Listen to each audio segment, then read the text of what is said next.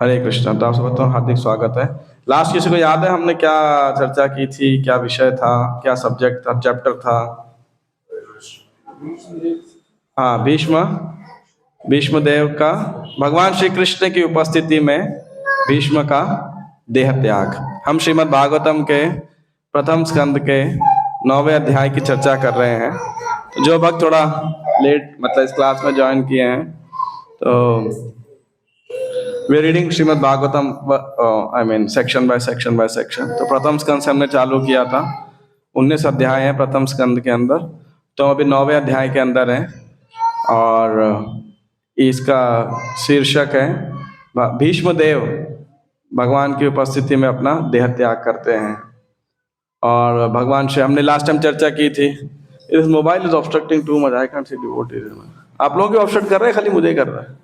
आप सब ठीक हो? This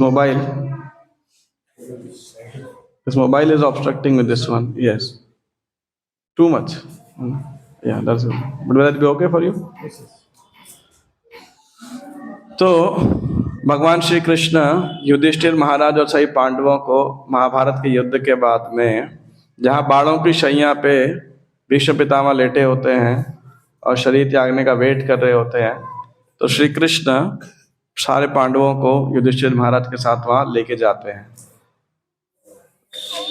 और हमने चर्चा की थी कि क्यों श्री कृष्ण वहां पे उस समय पे लेके जाते हैं, क्या श्री कृष्ण की योजना थी, तो हमने लास्ट टाइम चर्चा किया था।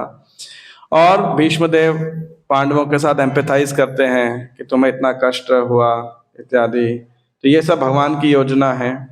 और बाद में जब उत्तरायण का समय आता है, तो युधिष्ठिर महाराज श्री कृष्ण की प्रेरणा से भीष्मदेव से प्रश्न पूछते हैं, क्या हमें ज्ञान दीजिए।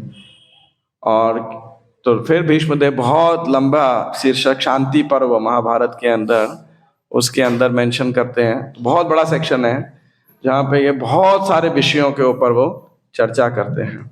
तो ये श्लोक हमने पढ़ा था, युधिष्ठिर सदा कर्ण्य शयानम शरपंजरे अपृच्छत विविधान धर्मान ऋषिणाम च अनुशृण्वताम।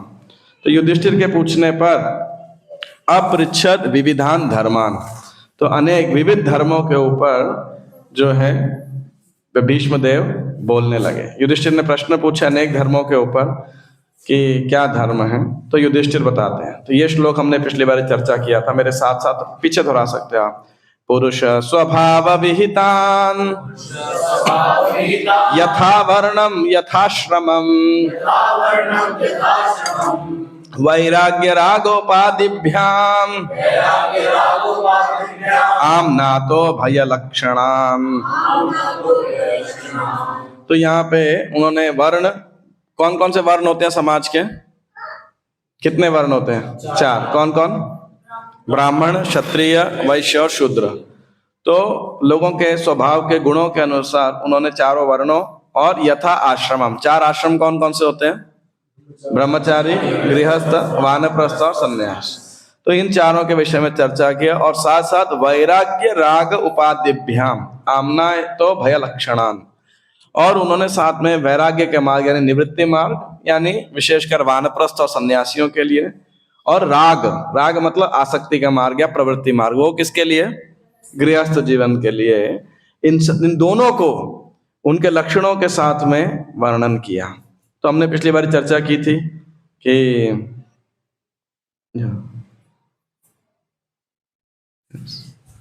हाँ, तो मैं एक बार इसको दोबारा लौट पढ़ता हूँ, थोड़ा सा पार्ट, आपको पूरा नहीं पढ़ रहा मैं। सभी मनुष्यों के लिए वर्णाश्रम धर्म की संस्तुति इसलिए की जाती है जिससे मानव जीवन को सफलता पूर्वक समाप्त करने की शिक्षा प्राप्त कर सकें। आहार, निद्रा, भय तथा मैथुन में रत निम्न पशुओं के जीवन में और आत्म साक्षात्कार में अंतर है। भीष्म देव के ने सभी मनुष्यों के लिए 9 योग्यताएं बताई हैं। उसमें 9 योग्यताएं दोबारा पढ़ता हूँ, इट्स वेरी इंटरेस्टिंग। पहला, अगर कोई सभ्य मनुष्य है, मनुष्य में योग्यता क्या होनी चाहिए? पहला क्या है? क्रोध नहीं करना। आपने कितने लोग पिछले 14 दिन में आपने क्रोध नहीं किया?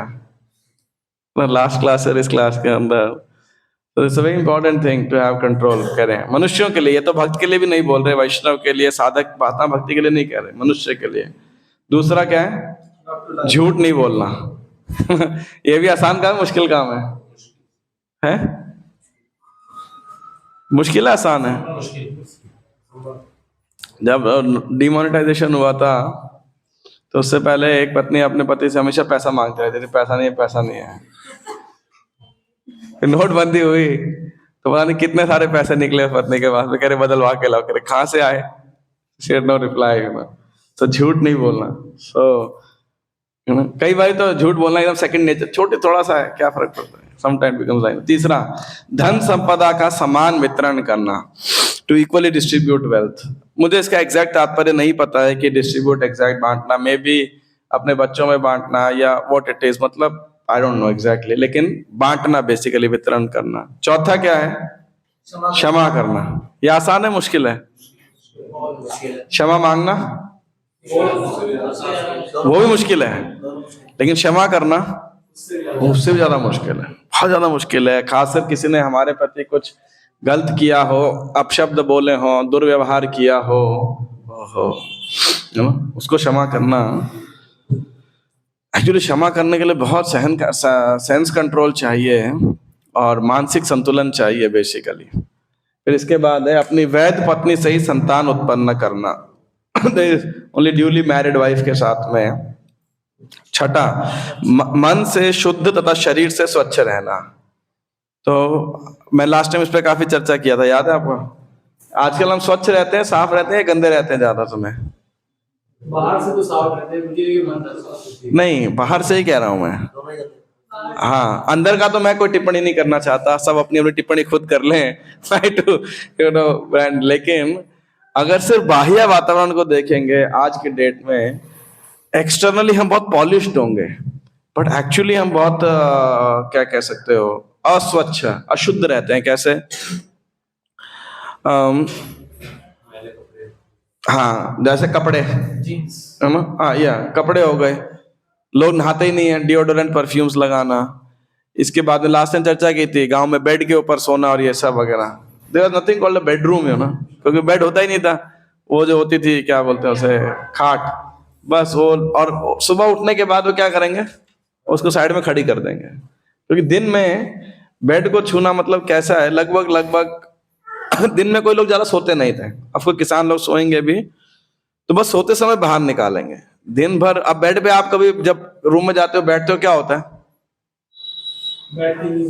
नहीं, मतलब आते पैर फैला के लेट हो गए, इट्स ऑल डिफरेंट मोड जहां पे आप सोए हो। फिर वहीं पे बैठ के लोग अखबार बिछा के खाना शुरू कर देते हैं। That was never the culture. खाने के बाद जगह को साफ करना, हाथ पैर धोना इत्यादि। तो ऐसे बहुत सारे स्वच्छता के पार्ट हैं जो आधुनिक समाज के अंदर हो ही नहीं पाते, और आप तो लगता है कि वही कल्चर है ना? जैसे लोग टॉयलेट के बाद आजकल कई जगह पे हाथ ही नहीं धोते, है ना? खाने के बाद हाथ नहीं धोते, बट टिश्यू पेपर से साफ किया और हो गया। So that way externally also people are very unclean. किसी के प्रति शत्रु भाव न रखना। कैसा, ये आसान है मुश्किल है? थोड़ा। किसी के प्रति शत्रु भाव न रखना मतलब अपने शत्रु के प्रति भी शत्रु भाव नहीं रखना। कोई आपको अपना दुश्मन मानता है, कॉम्पिटिटर मानता है, क्लास में, स्कूल में, कॉलेज में, प्रोफेशन में, बिजनेस में, शत्रु भाव नहीं रखना। फिर सरल होना, टू बी सिंपल। हाँ, that is also very difficult, yes. और सेवकों या आश्रितों का पालन करना, टू मेंटेन सबऑर्डिनेट्स और सर्वेंट्स बेसिकली। ज्यादा लोग क्या करते हैं, शोषण करते हैं, एक्सप्लॉइट करते हैं, इजंट इट? ज्यादा काम निकालो, तनख्वाह मत दो, समथिंग लाइक दैट। तो या उस पर अधिकार सिद्ध करना, तो ऐसे है।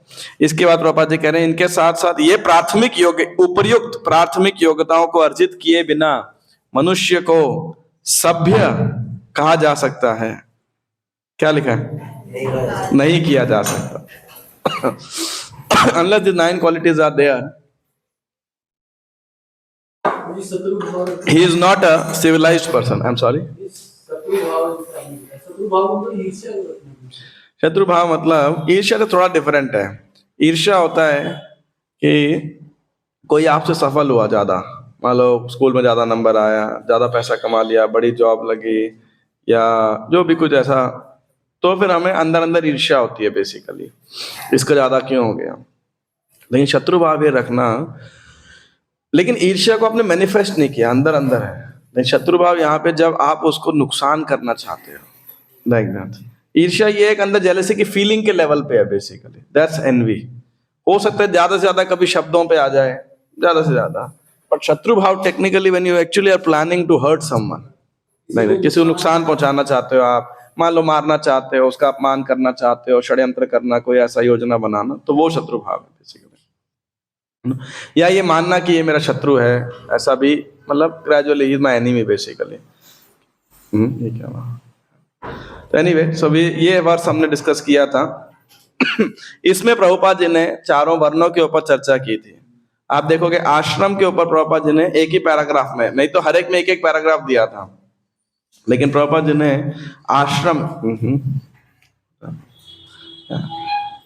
आश्रम के ऊपर केवल एक ही पैराग्राफ दिया।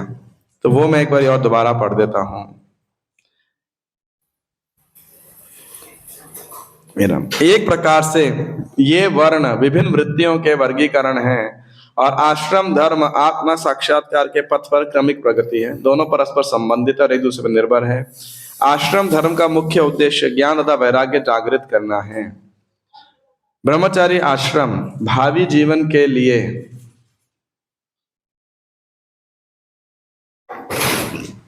प्रशिक्षण स्थल है।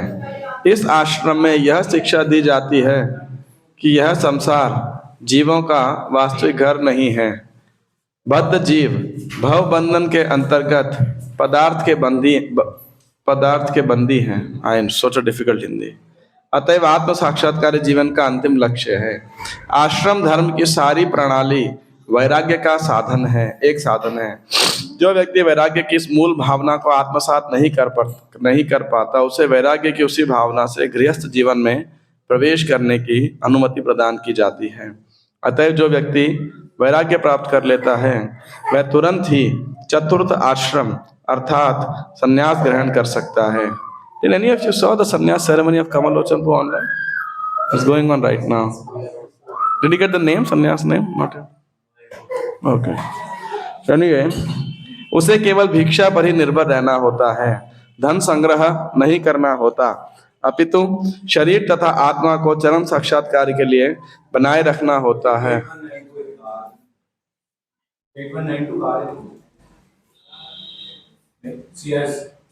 अपनी गाड़ी को तो नहीं भूल गए वैराग्य की चर्चा करते करते। मैं भी कोई ऊपर होगा, ऊपर ही क्लासरूम में होगा कोई। उसे के सन्यासी को केवल भिक्षा पर ही निर्भर रहना होता है, धन संग्रह नहीं करना होता, अपितु शरीर तथा आत्मा को चरम साक्षात्कार के लिए बनाए रखना होता है। गृहस्थ जीवन तो आसक्तों के लिए है, वानप्रस्थ और संन्यास आश्रम उनके लिए है जो भौतिक जीवन से विरक्त हो चुके हैं। ब्रह्मचारी आश्रम तो आसक्त तथा विरक्त दोनों ही के प्रशिक्षण के लिए होता है। तो ये जो आश्रम धर्म है, इसको पालन करना भी बड़ा जरूरी है। यानी ब्रह्मचारी आश्रम, गृहस्थ आश्रम, वानप्रस्थ आश्रम और संन्यास आश्रम, और क्रमशः व्यक्ति को इसके ऊपर प्रगति करना चाहिए। ब्रह्मचारी आश्रम इज अ ट्रेनिंग स्कूल, ये जानने के लिए कि ये सब भगवान का है। फिर कोई आदमी व्यक्ति सोचता है कि नहीं, मेरे को तो इंद्र तृप्ति की थोड़ी आवश्यकता है, तो उसे धार्मिक तरीके से उसे गृहस्थ आश्रम में जाना चाहिए और गृहस्थ आश्रम के नियमों का पालन करना चाहिए। फिर वानप्रस्थ और फिर संन्यास। एक्चुअली आज 1-2-3 भक्त नहीं आए जो थोड़ा वानप्रस्थ को बहुत ज़्यादा ग्लोरीफाई करते हैं या उसकी प्रेरणा रखते हैं। आई वांट टू से वन थिंग रिगार्डिंग वानप्रस्थ। आज सुबह भी हमारी क्लास थी, तो उसमें धृतराष्ट्र का जो गृह त्याग 13 चैप्टर आएगा, उस पर चर्चा हो रही थी। जनरली स्पीकिंग, कई भक्त आप में से सोचते हैं, विचार रखते हैं, बोलते हैं कि हम पैसा जोड़ के रख रहे हैं, ये कर रहे हैं, क्यों? क्योंकि वानप्रस्थ की तैयारी कर रहे हैं। But I have a little different opinion, मेरा विचार थोड़ा अलग है। तो मैंने उस भक्त को एक बार ही बोला, मैंने कहा अच्छा गृहस्थ तो बन जाओ, उसके बाद वानप्रस्थ बनना, first to become a good grihastha. तो मेरा विचारधारा ऐसी है इसके विषय के अंदर कि पैसा जोड़ के रखना, सेविंग्स बना के रखना इज नॉट प्रिपरेशन फॉर वानप्रस्थ, it's a preparation for retirement. Let's be very clear, क्योंकि सोशल सेटअप है। टिपिकली तो वानप्रस्थ और आगे संन्यास की तैयारी क्या है, भगवान में निर्भर रहने की। तो जब आप पहले से इतना सेविंग जोड़ के रख रहे हो तो there is more of your retirement plan than a वानप्रस्थ प्लान, है ना। तो अब थोड़ा लेट हो गए, मैंने अभी एक टॉपिक शुरू किया जितेंद्र, दोबारा शुरू कर रहा हूँ मैं उसमें। मैं कहता कुछ वक्त कहते हैं हमेशा हम वानप्रस्थ की तैयारी, गृहस्थ का गोल है वानप्रस्थ की तैयारी करना। मैं पूछता हूँ वानप्रस्थ की तैयारी कैसे कर रहे हो, तो कहते हैं पैसा जोड़ रहे हैं, म्यूचुअल फंड में इन्वेस्ट कर रहे हैं, फला जितना जो भी सबका अपना अपना योजना है। तो मैं उन्हें कहता हूँ वानप्रस्थ की ये तैयारी नहीं है। वानप्रस्थ की तैयारी क्या है, ये रिटायरमेंट की तैयारी है। और वानप्रस्थ तैयारी इज बेसिकली इतना आसान है ही नहीं। तो मैं उन्हें कहता हूँ पहले गृहस्थ धन पे फोकस रखो, जब उम्र आएगी तब वानप्रस्थ की तैयारी करना। लेकिन वानप्रस्थ की तैयारी में ये है कि पति और पत्नी दोनों भगवान श्री कृष्ण की सेवा में लगते हैं, विशेषकर वन में तीर्थ स्थलों पे जाना basically, and where the wife helps the husband and gradually the husband become detached basically, you know. So वो है जहाँ पे कृष्ण से आसक्ति जोड़ना, उसको वो पार्ट जो है वानप्रस्थ का एक्चुअली तैयारी है बेसिकली। नहीं तो रिटायर तो हो जाएंगे, फिर सोचेंगे क्या करें क्या ना करें। तो मैंने उस भक्त को, एक भक्त को बोला, मैंने कहा भाई तुम वानप्रस्थ करोगे क्या? कह रहे सेवा करूंगा। मैंने कहा अच्छा क्या सेवा करोगे? कह रहे जो मिलेगी। मैंने कहा फिर सेवा ही सीख लो। फिर सुबह उठना, सुबह बैठ के जप करना, अगर शास्त्र पढ़ाने होंगे तो पढ़ लो। अभी पढ़ोगे तब तो तुम वानप्रस्थ में किसी को पढ़ा पाओगे, सिखा पाओगे, कुछ बता पाओगे। So therefore this ashram training is a spiritual training basically। तो इसीलिए गृहस्थ जीवन में जब आप सब भक्त हैं और एक तरीके से आप पिछले 2 4 5 7 साल में प्रवेश किए हैं, तो आप सबसे मेरा एक निवेदन है कि आप अपने गृहस्थ आश्रम को, जैसे श्रीमद् भागवतम के 7वें स्कंद के अंदर बताया गया है, पूरा एक चैप्टर है इसके ऊपर, नारद जी युधिष्ठिर को बताते हैं, आप सब भक्तों को उस अध्याय को पढ़ना चाहिए कि गृहस्थ जीवन के लिए क्या क्या प्रिंसिपल्स हैं। उन प्रिंसिपल्स को आधुनिक समाज में कैसे अपनाया जाए, वो एप्लीकेशन थोड़ी विविध हो सकती है, लेकिन प्रिंसिपल्स कभी चेंज नहीं होते हैं। तब आप देखिएगा आपकी भक्ति, आपका पारिवारिक जीवन भी, आपका सामाजिक जीवन भी, आध्यात्मिक जीवन सब बराबर लय से चलेगा। नहीं तो टुकड़ों में आप सोचोगे हम भोगी हैं, कभी सोचोगे त्यागी हैं, कभी सोचोगे भक्त हैं। सो देयरफॉर जब आप कम उम्र के अंदर हो तो हस्बैंड वाइफ आप सबको ऐसे प्रयास करना चाहिए, सही योजना के साथ में, सही मार्गदर्शन के साथ में, शास्त्रों के मार्गदर्शन के साथ अपने गृहस्थ जीवन में consistently social and spiritual rules को फॉलो करने का। तो क्या होगा जब आप 50-55 के होंगे, रिटायर होते हो नहीं होते हो, वानप्रस्थ बनते हो नहीं बनते हो, लेकिन आने वाली पीढ़ियों को आप आध्यात्मिक रूप से और भौतिक रूप से, दोनों रूप से मार्गदर्शन कर सकते हो कि वो अपने पारिवारिक जीवन में भी सही से जी पाए, बढ़ पाए, और आध्यात्मिक जीवन के अंदर भी। I'm just telling a principle that all of you are, मेरे हिसाब से एवरेज एज ग्रुप यहाँ 32-35 के अप्रोक्सीमेटली होगा ऑन एन एवरेज, अगर एज निकालेंगे तो। So therefore you have plenty of life with you, जिसमें आप ऑन एन एवरेज, कोई अगर अकाल मृत्यु नहीं होती है तो, है ना, इन जनरल तो कम से कम 30-35-40 साल जो है यहाँ पे निश्चित रूप से आपके पास में है, जिसको आप अच्छे प्रकार से बहुत भली भांति जो है आप वो कर सकते हो, क्या बोलते हैं, कृष्ण भक्ति में प्रगति कर सकते हो। तो टेक्स्ट नंबर 27, दान धर्मान राज धर्मान मोक्ष धर्मान विभागशः स्त्री धर्मान भगवत धर्मान समास व्यास योगतः। तो यहाँ पे 5 विषय भीष्म पितामह बोलेंगे, और ये पांचों को प्रभुपाद जी ने एक एक पैराग्राफ, 2-2 पैराग्राफ में एक्सप्लेन किया। Quite a big purport if you will say. तो क्या है वो 5 धर्म यहाँ पे? समास व्यास योगतः। समास मतलब संक्षेप में, समरी फॉर्म के अंदर, और व्यास मतलब डिटेल्ड रूप के अंदर। जैसे कभी कभी किताब के पहले, मूवी के पहले ट्रेलर होता है ना, या किताब के पहले टेबल ऑफ कंटेंट्स होती है, या कभी कभी हर चैप्टर के पहले थोड़ा चैप्टर समरी लिखा रहता है। तो that's like in brief is chapter summary. और समास व्यास योगतः, व्यास मीन्स फिर then elaborate the entire chapter basically. तो उन्होंने संक्षेप में और फिर इलैबोरेटली समझाया। क्या विषय? दान धर्मान, दूसरा दान धर्म, दूसरा है राज धर्म। दान धर्म मतलब द एक्ट ऑफ चैरिटी। दान कैसे देना चाहिए, कितना देना चाहिए, कब देना चाहिए, किसको देना चाहिए, क्यों देना चाहिए, दान देने से क्या होता है, सही अधिकारी को देने से क्या फायदा होता है, गलत अधिकारी को देने से क्या फायदा होता है, एंड सो मेनी थिंग्स। नहीं देने से क्या होता है, तो ये सब दान धर्म। ऐसे राज धर्म, राजा को क्या करना चाहिए, राजा का क्या कर्तव्य ड्यूटी है। मोक्ष धर्म, एक मुक्तिगामी व्यक्ति को मुक्ति के लिए क्या करना चाहिए, what is the path to salvation. फिर विभागशः स्त्री धर्मान, और स्त्रियों के लिए क्या धर्म है। क्योंकि एक जनरल कंसेंसस लिया जाए तो किसी भी सभ्य समाज में क्या होगा, 50% पुरुष होंगे, 50% स्त्रियां होंगी, ऑन एन एवरेज, अगर यह है कि नहीं। And this women is such an important part they have to play in the society. अब देखिए 50% हैं तो नेचुरली वॉल्यूम वाइज भी आप देखेंगे, percentage wise it's equal number, so they have a lot to contribute, but then they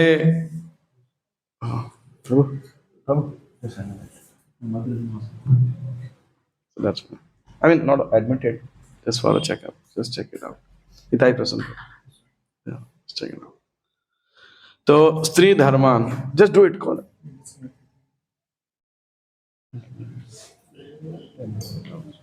told them that they'll be fine. तो स्त्री धर्मान, भगवत धर्मान, तो स्त्रियों का आगे आगे आ सकते थोड़ा आप लोग। स्त्री धर्मान तो माताओं के लिए, स्त्रियों के लिए क्या कर्तव्य हैं। और भगवत धर्मान, भगवत धर्म मतलब भागवत धर्म, जिसके द्वारा हम भगवान की भक्ति कर सकते हैं। समाज से व्यागत, ये 5 क्या क्या 5 उन्होंने विषय चर्चा किए। दान धर्म, दूसरा राज धर्म, तीसरा मोक्ष धर्म, चौथा स्त्री धर्म, और 5वां भगवत धर्म, भागवत धर्म या भक्ति धर्म, जो भी आप उसको कह लीजिए। इस पे डिटेल के अंदर उन्होंने विश्व पितामह ने चर्चा किया। एक्चुअली मैं थोड़ा कंफ्यूज हूं कि मैंने इस श्लोक के ऊपर चर्चा की थी या नहीं की थी। नहीं, मैंने भी टच किया था, हाँ ब्रीफ किया था, and I didn't have elaborate discussion on this. तो मैं सोच रहा था इस आपके ऊपर, आप बताओ इस पर चर्चा करूं या फिर भीष्म रिलेशनशिप, क्योंकि फिर आज यही 2-3 ही श्लोक हो पाएंगे बस। But I felt it's an important discussion, अच्छा भी लगेगा आपको, थोड़ा प्रैक्टिकल होगा।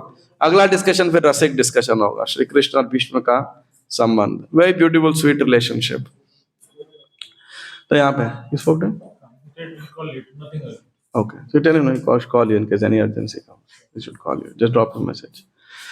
तो यहाँ लिखा है दान देना गृहस्थ का मुख्य कर्तव्य है और उसे अपनी कठिन कमाई का कम से कम 50% हिस्सा दान में देने के लिए तैयार रहना चाहिए। 50%, आसान है मुश्किल है, असंभव है लगभग, है ना। मैंने लास्ट टाइम बोला था मुझसे मत पूछना इसकी वो क्या है, एक्सप्लेनेशन क्या है। Prabhupada rights at this place, Prabhupada rights at another place. मैं इस विषय पे सिर्फ एक ही बात कहता हूँ, मतलब कहूंगा, और क्वेश्चन मत पूछिएगा, don't ask me any question on this. मैं उत्तर नहीं दूंगा, ना दे पाऊंगा, तो नहीं दे पाऊंगा इसीलिए। बट इमेजिन अगर हमारे सारे जुड़े हुए कांग्रीगेशन डिवोटीज, सब जुड़े हुए भक्त, if they start giving 50% of their income to the temple, to our society, क्या होएगा। मान लो हमारे सारे भक्त इस्कॉन संस्था को दान देना शुरू कर देंगे 50%, तो क्या होगा। इस्कॉन भाग हो जाएगा फिर वो, है ना। टीओवीपी तो 2-4 साल में खत्म हो जाएगा, इतने साल तो लग रहे हैं। तो और दूसरा क्या होगा, ये तो हो गया मंदिरों के साथ, संस्था के साथ, और गृहस्थों के साथ क्या होगा। वो सारे परमहंस हो जाएंगे, वो सारे परमहंस हो जाएंगे। लड़ाई होती क्यों, आप देखो, लड़ाई का एक कारण है ज्यादा पैसा होना, क्योंकि खर्च क्या करें फिर। ये जो कली है ना, वो संग्रह वेल्थ में रहता है बेसिकली। अगर हस्बैंड एंड वाइफ दोनों के अंदर डिटैचमेंट, झगड़ा होगा ही नहीं। If they both think for expenditure for Krishna, like that, तो मेरे को लगता है ऐसा करने से समाज में बहुत सारे परमहंस गृहस्थ हो जाएंगे। मैं अभी जब मायापुर में था, इन्होंने जयपताका स्वामी महाराज प्रेजेंटेशन के लिए आए थे कांग्रेगेशन प्रीचिंग के ऊपर, तो महाराज ने 10 मिनट के आसपास बोला था। उसमें मुझे एक ही बात याद है, महाराज कह रहे प्रभुपाद टोल्ड आवर गृहस्थ शुड बी परमहंसस। प्रभुपाद जी कहते हैं हमारे गृहस्थ परमहंस होने चाहिए। तो महाराज कहते हैं Prabhupada such a high expectation from the householders, है ना, but it's a fact. Actually जितना गृहस्थ भक्तों का दायित्व है, मतलब सॉरी नॉट दायित्व, आई यूज राइट वर्ड, अगर हमारे जो गृहस्थ भक्त हैं वो अपने आचरण से और भक्ति से समाज को जितना इन्फ्लुएंस कर सकते हैं, मतलब भक्ति में बने रखने के लिए, ब्रह्मचारी सन्यासी जो है भक्ति में एक प्रेरणा देने के लिए कामयाब हो सकते हैं, लेकिन अगर गृहस्थ भक्त उन्नत चेतना में सिचुएटेड हैं, सदाचार में सिचुएटेड हैं, तो वो समाज के अंदर बहुत बड़ा कंट्रीब्यूशन कर सकते हैं। वो हो सकता है एक्सटर्नल अचीवमेंट या अकम्प्लिशमेंट इतनी ना दिखे, समझ रहे बात, अचीवमेंट मतलब कितना बुक किताबें बांटा, कितने मंदिर खोले, कितने प्रवचन दिए या कितने फेस्टिवल ऑर्गेनाइज किए, हो सकता है इस मात्रा में ना दिखे वो, लेकिन उनका जो कंट्रीब्यूशन है तो समाज को बनाए रखने के लिए भक्ति के अंदर वो बहुत होता है, यदि वो अपने आचरण के ऊपर कार्य करें। क्यों? क्योंकि देखो मैं प्रवचन दे रहा हूं, लेकिन अगर यहाँ पे आपको एक रोल मॉडल दिखे ऐसे भक्त, या तो जो अच्छे से फाइनेंस मैनेज करते हैं, या अच्छे से भक्ति करते हैं, या संतुष्ट है अपने जीवन के अंदर, व्यक्तिगत जीवन में, पारिवारिक जीवन के अंदर, या जब जीवन में खुशी या तकलीफ आती है तो वो समान रहते हैं, तो क्या होता है, अरे यार आपके जीवन में इतनी तकलीफ आई, मान लो शारीरिक कष्ट आया, कोई आर्थिक समस्या आई, कोई मानसिक तनाव आया, पारिवारिक कष्ट आया, कुछ भी ऐसा आया, और आप ये देखते हो यार तूने कैसे किया, है ना, तो क्या होता है, और वो बताता है देखो हमने ऐसे, ये समस्या थी हमने ऐसे सुलझाया, या ऐसे भक्तों का शरण लिया, श्रीमद् भागवतम पढ़ा, या कुछ भी ऐसे करके, तो दूसरे को प्रेरणा मिलती है, हाँ अच्छा अगर तुम्हारे लिए संभव है तो मेरे लिए भी संभव है, प्रयास कर सकता हूँ। लेकिन साधु सन्यासी वैरागी बोलेंगे तो क्या होगा, ब्रह्मचारी बोलेंगे तो क्या होगा, ठीक है सुनने में अच्छी थी लेकिन कोई डेमोन्स्ट्रेट करके तो दिखाए। जैसे मैं अभी किससे एक व्यक्ति से मिला था, कहाँ पे मिला, जस्ट लेट मी रिमेम्बर, तो ही वॉज परसुइंग लॉ परसू करा था, प्रभु जी थे एक जैन लड़का ही था, तो परसुइंग लॉ, तो बोला प्रभु जी बहुत इसमें ताम झाम है, कुछ ये है वो है, तो मैं तो सुना छोड़ने की सोच रहा हूँ। मैंने कहा नहीं, become a lawyer advocate like Bhakti Vinod Thakur, your district magistrate, he was so efficient, है ना, तो you study the biography of Thakur Bhakti Vinod. और भक्ति विनोद बाद में डिस्ट्रिक्ट मैजिस्ट्रेट बने, और योगपीठ मंदिर के लिए उन्होंने क्या किया, उनकी योजना थी कि कोई एक व्यक्ति पैसा देके मंदिर नहीं बनाए, क्या करेंगे, सब लोग गौरांग महाप्रभु की सेवा करें। तो क्या किया उन्होंने, घर घर जाके 1 रुपया लेते थे, 1 रुपया। तो जब ऐसे जाते थे तो क्या हुआ, ठाकुर भक्ति विनोद, अखबार में समाचार आया, क्या खबर थी, ex district magistrate going home to home begging for 1 rupee for building the temple of lord Chaitanya, है ना, वो इतना प्रसिद्ध हो गया। And that's how Yogapith, of course बाद में सरस्वती ठाकुर ने कंप्लीट किया क्योंकि भक्तन ठाकुर का देहांत हो गया था, बड़े कहने की बात है। तो इसीलिए गृहस्थ भक्तों को बड़े अच्छे प्रकार से अपने आचरण को कृष्ण भावना भावित रखना चाहिए, कृष्ण भावना भावित रखना चाहिए। और मैं ये बात जरूर कहूंगा कि ये बिल्कुल भी आसान नहीं है, लेकिन अगर आप ऐसा जीवन जीते हो जो परोपकार पे आधारित हो, जो कृष्ण भावनामृत पे आधारित हो, शास्त्रों के ज्ञान पे आधारित हो, आपके जीवन में बहुत शांति होगी, you will feel a lot of spiritual progress, है ना। और कई बारी अनफॉर्चुनेटली हमारे कई गृहस्थ भक्तों को एक गिल्ट रहता है, हम तो माया में हैं, ये है वो है। तो एक सिंपल सी बात है, आप बोलते हो आप माया में हो, तो मैं पूछूंगा क्यों हो, निकल जाओ, है ना, एंड इट इज पॉसिबल। और ये असंभव नहीं है ये बात। अगर आप सोचो कि नहीं हमें तो माया में, गृहस्थ मतलब माया, this is not practical, you know, ये मुश्किल होगा, असंभव नहीं है, कष्टदायक भी हो सकता है, लेकिन सही प्रिंसिपल्स को फॉलो करेंगे तो शुरू में कड़वा लग सकता है, लेकिन धीरे धीरे आपको श्रीमद् भागवतम का, चैंटिंग का, वैष्णव सेवा का टेस्ट जब आने लगेगा, you will feel a great amount of satisfaction and bliss like that if rightly applied. आगे बढ़ते हैं। ब्रह्मचारी को यज्ञ करना चाहिए, गृहस्थ को दान देना चाहिए, और वानप्रस्थ या संन्यास आश्रम वाले व्यक्ति को तपस्या करनी चाहिए। समस्त आश्रमों अथवा आत्म साक्षात्कार के पथ पर जीवन के समस्त आश्रमों के लिए ही ये सामान्य कर्तव्य है। ब्रह्मचारी जीवन में काफी प्रशिक्षण दिया जाता है जिससे मनुष्य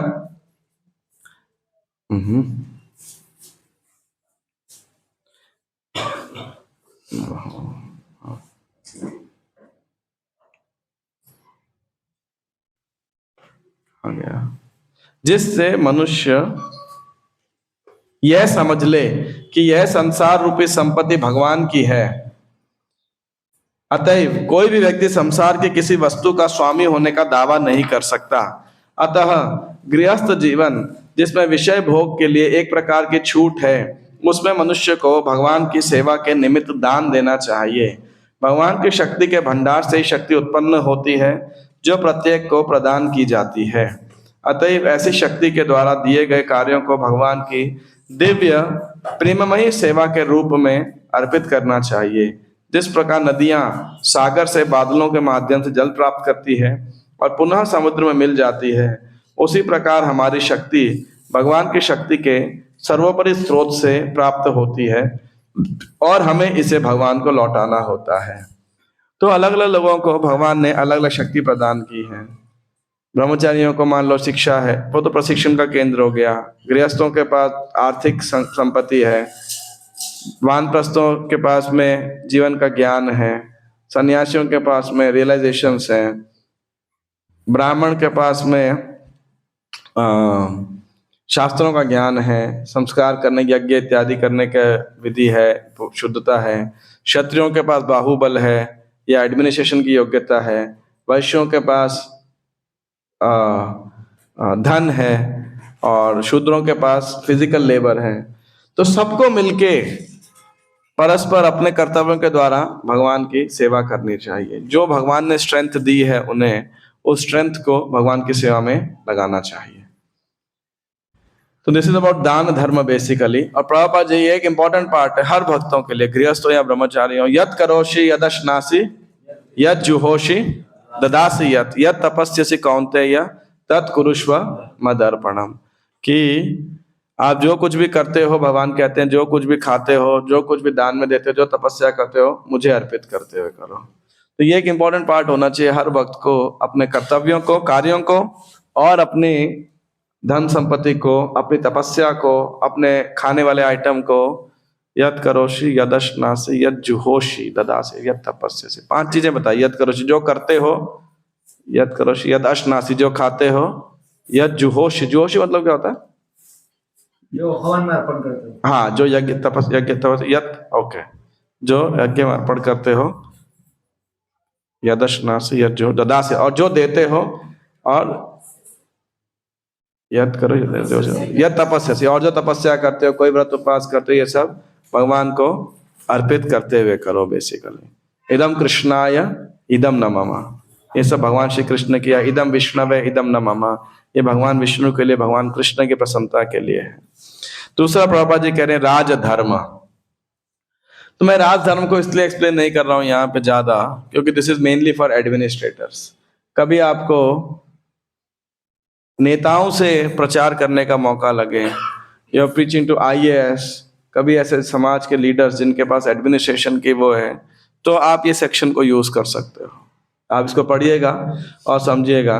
बिकॉज मुझे ऐसा लगता है कि शायद हमारी यहाँ चर्चा से भी हमको ज्यादा बड़ा चेंज नहीं ला सकते इसके ऊपर। Not too much change, we have to follow the laws of the state, even if we have disagreement with that and even if we have a better plan, then the administration have। सच बात है कि नहीं? पर Prabhupada gives very nice about राजधर्म। आप में से कोई अगर पॉलिटिक्स में जाना चाहता है या जाएगा भविष्य में, then follow the राजधर्म, from the scriptures, Manusmriti और बाकी अन्य जो ऐसे धर्मशास्त्र हैं उनसे सीखना चाहिए। ठीक है। फिर तीसरा है दान धर्मान राजधर्मान। ओके, राजधर्म यही टैक्स लेना। जैसे ब्राह्मण कैसे मेंटेन करता है अपने आप को? चैरिटी, दान से। राजा कैसे मेंटेन करता है? टैक्स से। प्रजा को मेंटेन करता है और उनकी मेंटेनेंस। और तीसरा क्या होता है? वैश्य, तो वो तो कृषि, गोरक्षा, वाणिज्य, बिजनेस, ट्रेडिंग से करता है। और शूद्र कैसे करता है? सेवा तो करता है, उसको मेंटेन बाकी 3 क्लासेस जो है they should maintain them basically. फिर ये राजधर्मान, हाँ दान धर्मान राजधर्मान, या इसके बाद क्या है, दान धर्मान राजधर्मान मोक्ष धर्मान, यस। तो प्रभुपाद यहाँ लिख रहे हैं जहां तक मोक्ष का संबंध है, मनुष्यों को काम, क्रोध, अवैध इच्छाओं, लोभ तथा मोह पर विजय प्राप्त करनी होती थी। क्रोध पर विजय पाने के लिए मनुष्य को क्षमा करना सीखना चाहिए। आप ऐसे कितने लोगों को लगता है आपको गुस्सा आता है? कितने लोगों को लगता है जरूरत से ज्यादा गुस्सा आता है? कितने लोग चाहते हो कि कम हो जाए? तो मतलब आपको भी तकलीफ होती है, औरों को भी तकलीफ होती है। तो क्या करोगे अगर आप क्रोध को, क्रोध वेग को वेट कंट्रोल करने के लिए क्या कर सकते हो?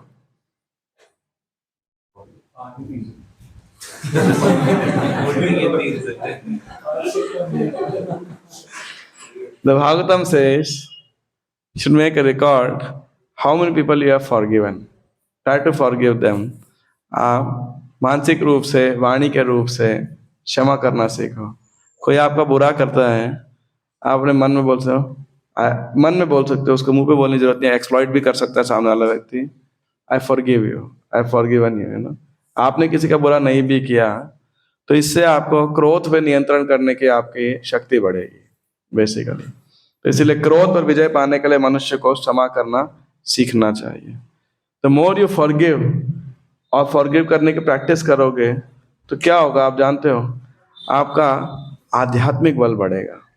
एक्चुअली आध्यात्मिक बल की बजाय मैं एक दूसरा वर्ड यूज करता हूं, then I will come to आध्यात्मिक बल। आपका the word I am using a तपोबल, बेसिकली तपोबल यानी जो जिससे मैं उसको जो कहना चाहता हूँ वो ये है कि इंद्रियों को निग्रह करना, धर्म को समझ पाना, जटिलताओं को समझने की जो शक्ति है वो आपकी बढ़ेगी। तो मोर यू विल फॉरगिव ना, तो जितना क्षमा, मान लो आपको गुस्सा आते जा रहा है, इसमें आप ऊपर से पानी डाल रहे हो, बॉटल लाए और पानी डाल रहे हैं आप, और यहाँ पे मैंने छेद कर दिया, तो क्या होगा? पानी निकलते जाएगा, निकलते जाएगा, निकलते, आप डालते जाओ वो निकलते जाएगा, टिकेगा नहीं। लेकिन आप जब इसमें कोई छेद नहीं है तो क्या होगा? वो टिका रहेगा, और जैसे जैसे डालोगे तो बढ़ते जाएगा, भर जाएगा। तो उसी प्रकार से जितना हम आध्यात्मिक कुछ सही विधियों का प्रयास करते हैं और स्पेशली ये क्षमा करने का प्रयास करते हैं लोगों को, तो क्या होता है, आपका जो अच्छे गुणों या दैवी गुण जिसे गीता में बोला गया है, good qualities they will keep on increasing, and then आपको देखा, आपको आपका सत्व गुण बढ़ेगा एक प्रकार से, यू नो योर सत्व विल इंक्रीज, जिसके कारण what is right and what is wrong आपको सही दृष्टिकोण से दिखाई पड़ेगा। अन्यथा क्या होता है, रजस और तमस के अंदर हम सही और गलत को देख नहीं पाते। It's all remain on material platform, you know. So therefore आप में से जितने लोगों को भी क्रोध की समस्या हो, तो one of the things you should do is क्षमा करना। क्षमा करना इतना कहना आसान है, होना करना आसान है, मुश्किल है। तो फिर क्या करोगे आप? क्षमा करने के लिए क्या अभ्यास करोगे?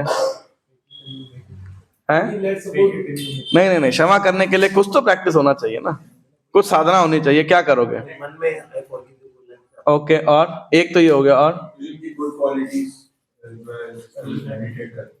ओके, और कोई और एकदम प्रैक्टिकल। जब आपको गुस्सा आती है, एक बात बताओ, आपको किसकी गुड क्वालिटी याद आती है? कुछ ही याद नहीं रहता, वही तो मैं कह रहा हूँ। गुस्सा आता है, क्षमा करने का शब्द क्या, गुस्से में कुछ नहीं ध्यान रहता। गुस्से समय क्या मन में आता है? बस कर डालो, मैं ठीक हूं, सामने वाला गलत है, और ये सिद्ध करना है, ये मुझे प्रूव करके दिखाना है कि सामने वाला ही गलत है। और क्या होता है? और क्रोध बढ़ता है तो क्या होता है? हाथों पैरों में शक्ति ऐसी आ जाती है ना, इससे पहले लकवा हो चाहे लगा हो आदमी को, लेकिन क्रोध आता है तो जवान में शक्ति आ जाती है ना। ये जो फिंगर टिप्स पैरों में, जवान में, आंखों में, आंखें लाल हो जाती है एकदम, राइट। तो just imagine the outflow of energy. उस समय ये सब बातें थियोरेटिकल, ओवर थियोरेटिकल है, मतलब थियोरेटिकल नहीं, ओवर थियोरेटिकल है। कुछ प्रैक्टिकल बताओ जो डुएबल हो। अरे एक मिनट भाई, हाथ खड़ा करो जो कर रहे हैं। उस समय तो रिएक्ट करने की सारी शक्ति तो रिएक्ट करने की है, जो नहीं करना नहीं। आप ये बोलो क्या करना है?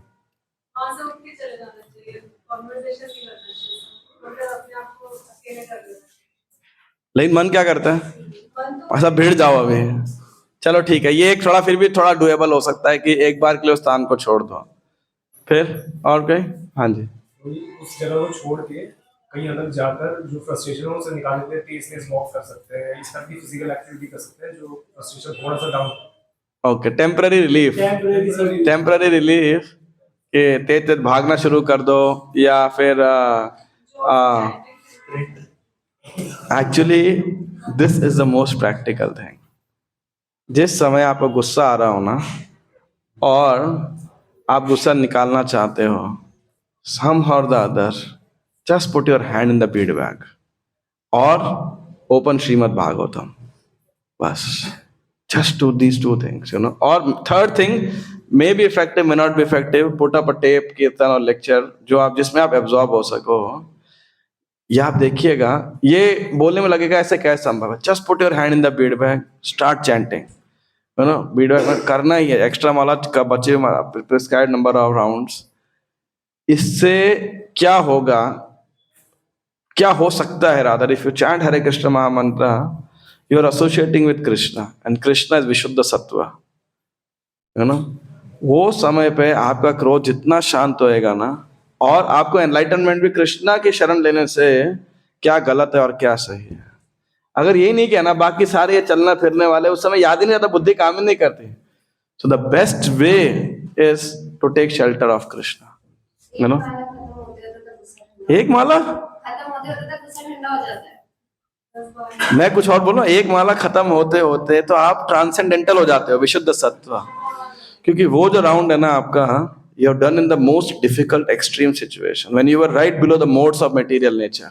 जब आप पूरी तरह रजोगुण तमोगुण से प्रभावित थे, at that time you will see how the chanting is त्रैगुण्य विषया वेदा निस्त्रैगुण्य भवार्जुन, है ना। So each of devotees should do it. Of course, कभी कभी आपको गुस्से को इस्तेमाल करना होता है। You have to use the anger, subordinate से, लेबर वगैरह से काम कराने के अंदर, and use that's a different। आपको गुस्सा नहीं है, लेकिन जब तक उसको उस भाषा में नहीं बोलोगे ना, तब तक वो समझेगा नहीं। कभी बार्गेनिंग करनी पड़ती है, कोई ज्यादा ठग रहा होता है, कुछ कुछ कभी कभी या डिप्लोमेसी यूज करनी पड़ती है, या कभी कभी क्रोध की भाषा यूज करनी पड़ती है। आप क्रोधित नहीं हो, लेकिन उसको डराने के लिए, जैसे बच्चे हैं, आपको गुस्सा नहीं आ रहा होगा, लेकिन गुस्सा करते हो नहीं करते हो? हैं? वो तो एक तरीके से आप लोग जनरली बच्चों पे गुस्सा, जिन माताओं को गुस्सा आता ही नहीं आता, तो क्या करते हो? गुस्सा दिखाते हो, है ना। लेकिन जैसे यशोदा माता को कृष्ण को छड़ी लेके भाग रहे थे, डर गया तो बांध दिया, घर से भाग जाएगा, बांध दिया, है ना। लेकिन बाद में बैलेंस आउट कर दोगे। तो उसी प्रकार से क्रोध को इस्तेमाल करना एक बात है, लेकिन क्रोधित होना वो दूसरी बात है। तो देखो प्रॉपर से क्रोध पर विजय पाने के लिए मनुष्य को क्षमा करना सीखना चाहिए। और वो जो चैंटिंग होगा ना आपका, that will give you spiritual power to forgive, like that. नहीं तो वो क्षमा करने की प्रैक्टिस इतना आसान नहीं है, इट्स नॉट इजी। अवैध इच्छाओं से मुक्त रहने के लिए आवश्यक है व्यर्थ की योजनाएं ना बनाई जाए, है ना। People are so many plans, घर बनाएंगे, गाड़ी बनाएंगे, तो एक है जेन्युइन इच्छाएं। देखो गृहस्थ तो घर होना, बच्चों के फ्यूचर के लिए सोचना, बिजनेस सर्विस जो भी है उसको बढ़ाना, एक वो हो गया। और एक है व्यर्थ की योजना है। ये दो चीजें, डे ड्रीमिंग फालतू की, या over dreaming excite, you know, वो एक है। मैं इसमें बिल्कुल कतई मत सोचेगा, खासकर आप लोगों के एज ग्रुप के लिए, तो कि this means prematurely transcendental, you know, कि योजना ही ना बनाई जाए। You have to make your financial home plan etcetera, but फालतू की योजनाएं बनाओ, हाँ जी भाई हम एक दिन अंबानी बन जाएंगे, अडानी बन जाएंगे, है ना। प्रभुपाद जो उदाहरण देते थे, एक औरत थी गांव में, वो ऐसा गाय थी या पता नहीं भैंस थी उसका, कुछ तो थी, तो मटके में दूध निकालती थी, और घड़े में वो क्या बोलते हैं जो सर पे रखने वाला होता है, मटका या जो भी, उस पे मिट्टी के बर्तन में ऐसा लेके जाती थी। तो जाते जाते सोच रही है, सुनी है ना कहानी आपने, ये नहीं सुनी? नहीं सुनी? तो जाते जाते सोच रही थी कि देखो मैं ये दूध को गांव में बेचूंगी, तो फिर इतने पैसे मिलेंगे, इतने दिनों में इतने खर्च होंगे, इतने बच जाएंगे, इस पैसे से फिर मैं एक गाय या भैंस जो भी और ले लूंगी, फिर इतना दूध बढ़ जाएगा, फिर मेरे पास इतनी सारी गायें हो जाएंगी, फिर मेरी शादी हो जाएगी, फिर मेरा पति होगा, और मैं फिर उससे बोलूंगी तुम काम करो, वो काम नहीं करेगा तो मैं उसको देके मारूंगी। ऐसा सपने चलते सोच रही थी, देखा घड़ा ऐसे दे के मारा उसने, तो जो बेचारा दूध था उसके पास है वो भी गिर गया। तो ऐसे ये कहानी प्रभुपाद जी या कोई तो सुनाते हैं ऐसे, ये देखो डे ड्रीमिंग, ये व्यर्थ की योजना है, फालतू की। हाँ, तो प्रैक्टिकली करना चाहिए, लेकिन बहुत लॉन्ग रन के बस सपने ही सोचे जा रहे हैं, हो कुछ नहीं रहा, टाइम बीते जा रहे हैं। इससे आपकी अवैध इच्छाएं वो जो हैं वो कंट्रोल होगी। तो इसलिए मनुष्य को अपनी योजनाओं पे भी कंट्रोल करना चाहिए। फालतू क्या सोच रहा हूँ। आध्यात्मिक अनुशीलन द्वारा नींद पर विजय प्राप्त की जा सकती है, मीन्स डिसिप्लिन, स्पिरिचुअल डिसिप्लिन के द्वारा। सहिष्णुता द्वारा इच्छाओं तथा लोभ पर विजय पाई जा सकती है। ये क्या पॉइंट हुआ? इंग्लिश में क्या है? सहिष्णुता द्वारा इच्छाओं तथा लोभ पर विजय प्राप्त कर सकती है। Self-control one can be free from false hopes. By By self-control one can be free from false hope. नहीं, आपने 2 लाइन पीछे नीचे आए, ऊपर जाओ। सहिष्णुता by tolerance, I think, By tolerance only one can conquer desires. And avarice, है ना, एंड ग्रीड बेसिकली। तो ये कौन से टॉलरेंस की बात कर रहे हैं? जनरली हम टॉलरेंस को कैसे समझते हैं कि कोई कष्ट हुआ तो उसे सहन कर लो। मान लो मुझे चोट लगी, किसी ने अपमान, कैसे, यही होता है ना हमारी अंडरस्टैंडिंग। यहाँ पे किस टॉलरेंस की बात की जा रही है? यहाँ पे टॉलरेंस है कि जब आपके पास कोई सेंस ऑब्जेक्ट हो, है ना, उस समय आप एजिटेटेड, एक्साइटेड, इंजॉय करने की भावना को टॉलरेट करना बेसिकली। जैसे मान लो माताओं के लिए बड़ा मुश्किल काम है मार्केट प्लेस से गुजरना, और उस समय, है ना, दुकान को देख के शॉपिंग की अर्ज को टॉलरेट, है ना। हमारी यात्रा थी अभी विशाखापट्टनम के अंदर, तो खैर ऑलरेडी पता तो था ही था, बट दिस टाइम सुंदर किशोर स्पेल्ड इट आउट। बोले पहुंचे लास्ट डे, जो सेकेंड हाफ है वो खाली छोड़ना है। तो क्यों? बोला सबको शॉपिंग वॉपिंग के लिए, घूमने घामने के लिए जाना होगा। मैंने कहा मस्ट है यात्रा में, लेक्चर काट दो। लेकिन ये स्लॉट नहीं काट सकते आप, अगली यात्रा ही नहीं होगी इसके बाद में, यू नो। और आश्चर्य की बात है, कोई भी एज ग्रुप हो, बच्चे भी घूमना चाहते हैं, बड़े भी, और जो बूढ़े हो गए उनको भी, उनको जीवन में इस्तेमाल नहीं भी करेंगे तभी भी उनको जाने का ही है। So I'm just saying, ऐसे ही किधर रेस्टोरेंट के बाजू में आप गए, कुछ खाने पीने का सामान है, और वहां पे उस समय आपने टॉलरेट करना आसान होता है, मुश्किल होता है। सेंस ऑब्जेक्ट सामने है, वो समय पे ठीक है, लास्ट टाइम, मन भी बोले लास्ट टाइम, इसके बाद आज से नहीं। But if you tolerate that time, then you are actually getting a step towards liberation basically। आप मुक्त हो रहे हो। नहीं तो यही इंद्रिय तृप्ति जो है हमें बांध के रखती है। Actually this is how brahmacharis are supposed to be trained, you know. अभी हमारे मंदिरों में इतना ऐश्वर्य हो गया है, तो unfortunately it becomes difficult to even say these things, you know. लेकिन वास्तविकता के अंदर, at least I was told like that and trained like that you know, in the brahmachari life to be successful, especially in Kali Yuga, sense object तो हर जगह ही आप देखो, so much sense object. और खास इस्कॉन मंदिरों में तो हद से ज्यादा सम्मान, खाने का, लोगों को लगता है हम ही सबसे ज्यादा खाते हैं ब्रह्मचारी लोग, है ना। सब इतना बना के ले, उनकी भावना होती है। मेरे को कई बार सर्व करते लोग तो बोलते क्या चाहिए, मैंने कहा एक पेट, है ना, वो आपके लिए, एक मेरे पास है जो, और एक दूसरा दे दो, वो आपकी संतुष्टि के लिए उसमें सब डाल देंगे। सो इट्स वेरी इंपॉर्टेंट कि जब अर्जेस होते हैं उस समय हमारा रिएक्शन क्या होता है उस अर्ज को। क्या हम गोस्वामी बनने का, वाचो वेगा मनसा क्रोध में अभ्यास करते हैं या नहीं करते हैं? Whether you are a women, whether you are in a man body. पर ये जो शिक्षाएं हैं ये बहुत बेसिक और प्रैक्टिकल है। तो आप इवेल्युएट कर सकते हो कि हाँ जी भाई 10 बारी सेंस ऑब्जेक्ट था मेरे सामने। मैं नेसेसिटी की बात नहीं कर रहा हूँ यहाँ पे, एक नेसेसिटी है, दैट इज डिफरेंट। लेकिन 10 बार था, कितनी बारी हमने कंट्रोल कर लिया, और उस समय आपको कृष्ण की शरण लेनी है। कृष्ण की शरण नहीं लोगे ना तो मन में हमेशा वो बना रहेगा, हाय हाय हाय। You have to transcend that desire basically, like that. यानी आपकी इच्छा थी मान लो 10 आइटम खरीदने की, आपने क्या किया, आपने 8 वो खरीदे जो जिसमें 4 यूटिलिटी के होंगे, 4 फालतू के होंगे, लेकिन 2 फालतू के आइटम आपने रिजेक्ट कर दिए, नहीं खरीदने मान लो, है ना। तो समथिंग लाइक दैट। तो वो समय पे आपका मन कर रहा था फलाने रेस्टोरेंट में जाने का, चाहे नो या नो गार्लिक हो, आप मुड़ गए चलो भाई इस्कॉन मंदिर में जाके खाते हैं, है ना। तो इस प्रकार से ये इस सहिष्णुता का जो ये अदर साइड है basically, So that is what is mentioned here, to tolerate those urges. नियमित एवं संतुलित आहार द्वारा विभिन्न रोगों से होने वाली गड़बड़ियों से बचा जा सकता है।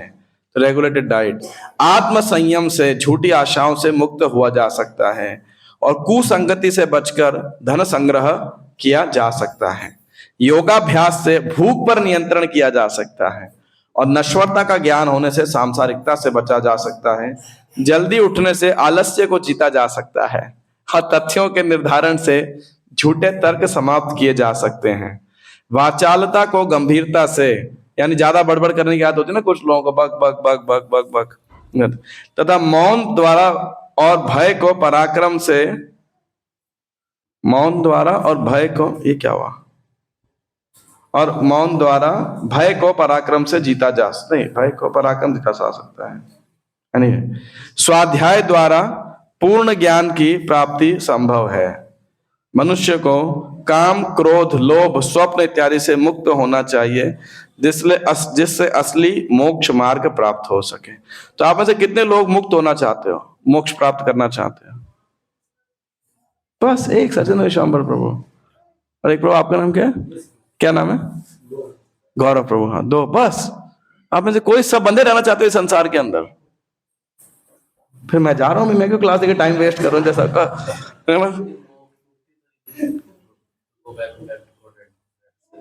हाँ तो मुक्ति तो है भाई, वो संसार में बंधे थे तो बहुत ऊंचा है। नहीं चाहते आप लोग मुक्ति ना? उसको बोलते हैं ना ब्रह्म, उसको नहीं बोल रहे भाई, यहाँ मोक्ष क्या लिखा है ना? मोक्ष मतलब free from all this bondages basically. भाई मेरे हाथ पैर आपने बांध दिए तो मैं क्या हूं? बंधा हुआ हूं। हाथ पैर खोल दिए तो क्या हूं? मुक्त मैं, है ना? तो यहाँ पे उस मुक्ति की बात करिए, ब्रह्मलीन में नहीं। आप तो कुछ चाहते ही नहीं हो। चाहते हो नहीं चाहते हो? कितने लोग चाहते हो?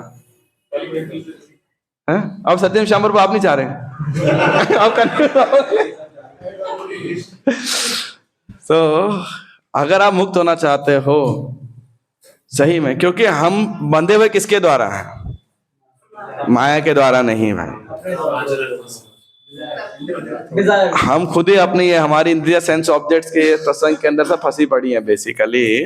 वो था ना एक राजा, वो राजा था या कोई था, अपने गुरु जी को बोला कि भाई माया बहुत स्ट्रांग है, तो वो भागने लगा उसका मंत्री।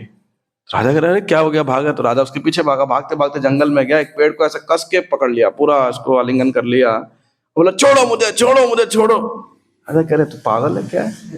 पेड़ थोड़ी पकड़ा है तुझे, तुमने पेड़ को पकड़ रखा है। तो बोला राजा यही तो मैं कह रहा था कि तुमने थोड़ी, संसार है तुम्हें थोड़ी पकड़ा हुआ है, तुमने संसार को पकड़ रखा है और फिर कह रहे हो जीव छोड़ो मुझे, छोड़ो मुझे, छोड़ो।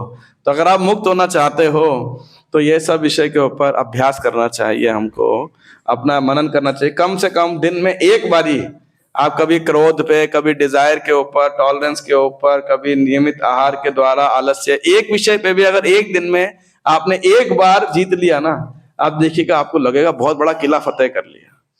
किसी को सर्टिफिकेट देने की जरूरत नहीं है। You will yourself find you will be liberated actually, you know. 0.1%, अगले दिन 0.2% लिबरेटेड, 0.3% प्रत्येक दिन। और वो जो लिबरेशन का, मुक्ति का जो टेस्ट है ना आपको मिल गया जिसको, उसके अलावा थोड़ा और अभ्यास करते हैं, थोड़ा और अभ्यास करें, थोड़ा और अभ्यास करते हैं। प्रॉब्लम क्या, जैसे सेंस आर्टिफिशियल टेस्ट होता है, फिर क्या होता है वो पुनः पुनः चरवणाना, ऐसे ही सेंस कंट्रोल का जो टेस्ट है। इसलिए मुक्ति जो आप कह रहे हैं ब्रह्मानंद, अगर उसका भी, वो भी एक बहुत हाई सब्जेक्ट है, ऐसा नहीं। बड़े शुद्ध भक्त कहते हैं मुक्ति क्या, हमारे झाड़ू पे झाड़ू लगा रही है, मुक्ति क्या है, मुक्तिर मुकुलिता कुसुमांत, कि हाथ जोड़ के मुक्ति भक्त के द्वार पे खड़ी रहती है। तो हमारे द्वार पे थोड़ी खड़ी रहेगी, हम अभी भक्त बनने का प्रयास कर रहे हैं। तो अब आप बताओ, मुक्त होना चाहते हो नहीं होना चाहते हो? कितने लोग? बस कुछ लोग बोले नहीं हम ऐसे ही ठीक है बहुत। फिर से पूछ रहा हूं अंतिम बारी, कितने लोग मुक्त होना चाहते हैं? ओके, कुछ ही, अभी भी सारे नहीं रेडी हैं। तो अगर मुक्त होना चाहते हो तो क्या करना पड़ेगा, उसकी रेसिपी क्या है? उसकी रेसिपी है सेंस कंट्रोल। इंद्रियों को, मन को नियंत्रित करना। यही जो पॉइंट्स हैं सारे बेसिकली प्रभुपाद जी ने और डिटेल के अंदर बताए हैं। क्रोध, अवैध इच्छाएं, आध्यात्मिक, नींद, भूख, आशाएं, है ना, एटसेट्रा, सांसारिकता। तो ये सबको हमें अभ्यास समझना चाहिए और अभ्यास करना चाहिए। कोई क्वेश्चन है इससे रिलेटेड आपका? यस बोलिए। इतनी सारी बातें अब तक हमने क्रोध के बारे में आपने बताया। इतनी सारी थोड़ी, मैंने तो बहुत थोड़ी सी बोली है मैं, कुछ नहीं बोला। कुछ नहीं याद है तो एक बात कर लो, जब खुंदक आए बीड़ बैग में हाथ डाल लो भैया, और हरे कृष्णा कृष्ण कृष्ण हरे हरे, हरे राम राम राम हरे। क्या है ना, क्लास में जब बैठते तब तो ये सारी चीजें प्रैक्टिकली जारी होती है दिमाग में।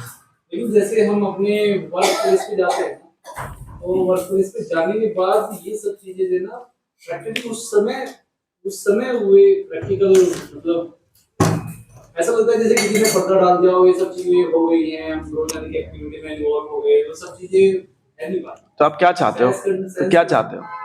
वही चाहते हैं कि ये हमारी लाइफ में प्रैक्टिकली एप्लीकेबल हो, कोई ऐसा कोई अगर इस तरीके से हम जो है ना अपनी लाइफ में जो भी सुन रहे हैं ना उसे practical- अभ्यास एनु तो कौन्तेय वैराग्य न च गृह्यते।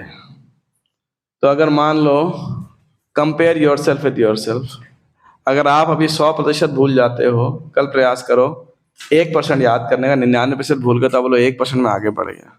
इंस्टेड ऑफ कंपेयरिंग अपने आप को ये देखने की बजाय मैं क्या नहीं कर पाया, आप ये सोचो मैंने क्या क्या क्या स्टेप आगे लिया, क्या मैं सफल हुआ कि नहीं हुआ। शनै शनै उपरमेत बुद्धया धृति गृहीतया। अगला श्लोक याद है कि गीता 6 अध्याय का है, शनै शनै उपरमेत बुद्धया धृति गृहीतया, कि शनै शनै gradually with the help of spiritual intelligence one should uplift himself. तो अगर आप ये सोचो क्लास में एक बार सुन लिया, वर्क प्लेस में आप कितने दिन जाते हो, हफ्ते में 5 दिन 6 दिन, ठीक है, और कितने समय से जा रहे हो, 5 साल 2 साल 10 साल से जा रहे हो, तो अब गिनो 1 साल में कितनी बार आप वर्क प्लेस पे जाते हो, कितने दिन। 5 दिन भी हफ्ते का मानेंगे तो 250 दिन से ऊपर गया आपका, ठीक है। 250 दिन into almost 8 hours every day मान लेते हैं वर्क प्लेस पे हो, तो कितना हो गया, 1 साल में 2000 घंटे वर्क प्लेस से बिताते हो। क्लास में कितनी बारी आते हो, 2 हफ्ते में 1 बारी, तो 52 में 26 हुआ, और कितने मोटा मोटी 1.5 घंटे की क्लास, तो कितना हुआ 39 आवर्स, और इधर कितना था 2000 घंटा। कोई गणित है क्या, है ना, कितना परसेंटेज हुआ 2%। और फिर आप सोच रहे हो वो 2000 घंटे आप इन्फ्लुएंस कर सको 40 घंटे के इन्वेस्टमेंट से, हाँ? तो 2% टाइम इन्वेस्ट किया तो 2% ही जीत पाओगे ना। इतना भी जीत लिया तो क्या होगा, बाकी Krishna is so intoxicating, you become addicted to Krishna, Krishna consciousness, बाकी 98% कृष्ण पुल आउट कर देंगे।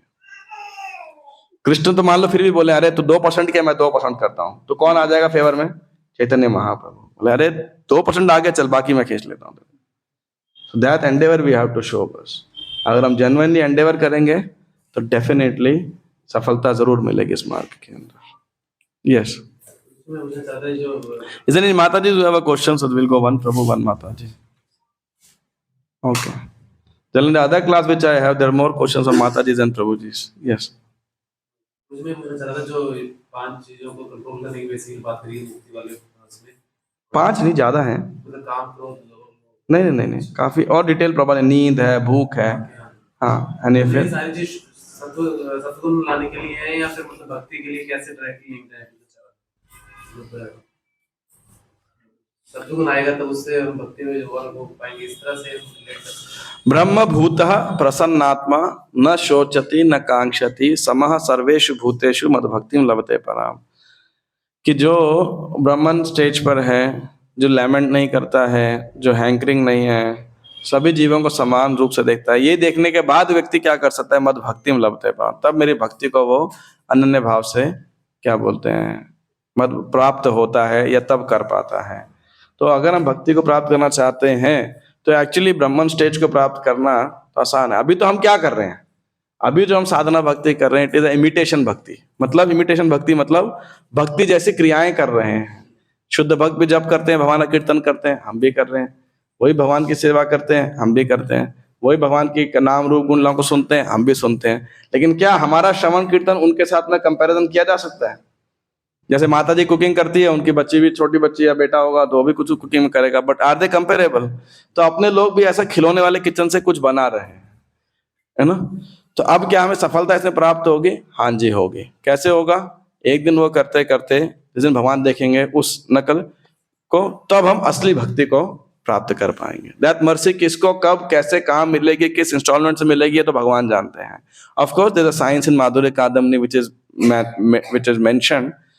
तो सेम वे, तो आपका प्रश्न ये भक्ति के लिए कितना इंपॉर्टेंट है, आप क्या कहते हो? जो मैं बोल रहा था ये भक्ति के बाहर की बातें कर रहा था, है ना? लिंक्ड है, मतलब एक तरह ऐसे बोलते हैं ना कि भक्ति करो तो ऑटोमेटिकली सारी क्वालिटीज आ जाएंगी, और दूसरी तरफ हम देख रहे हैं कि हम बाकी भक्ति करोगे तो सारी क्वालिटीज ऑटोमेटिकली आ जाएंगी, सारी क्वालिटीज ऑटोमेटिक। यस्यास्ति भक्ति Bhagwati किंचना।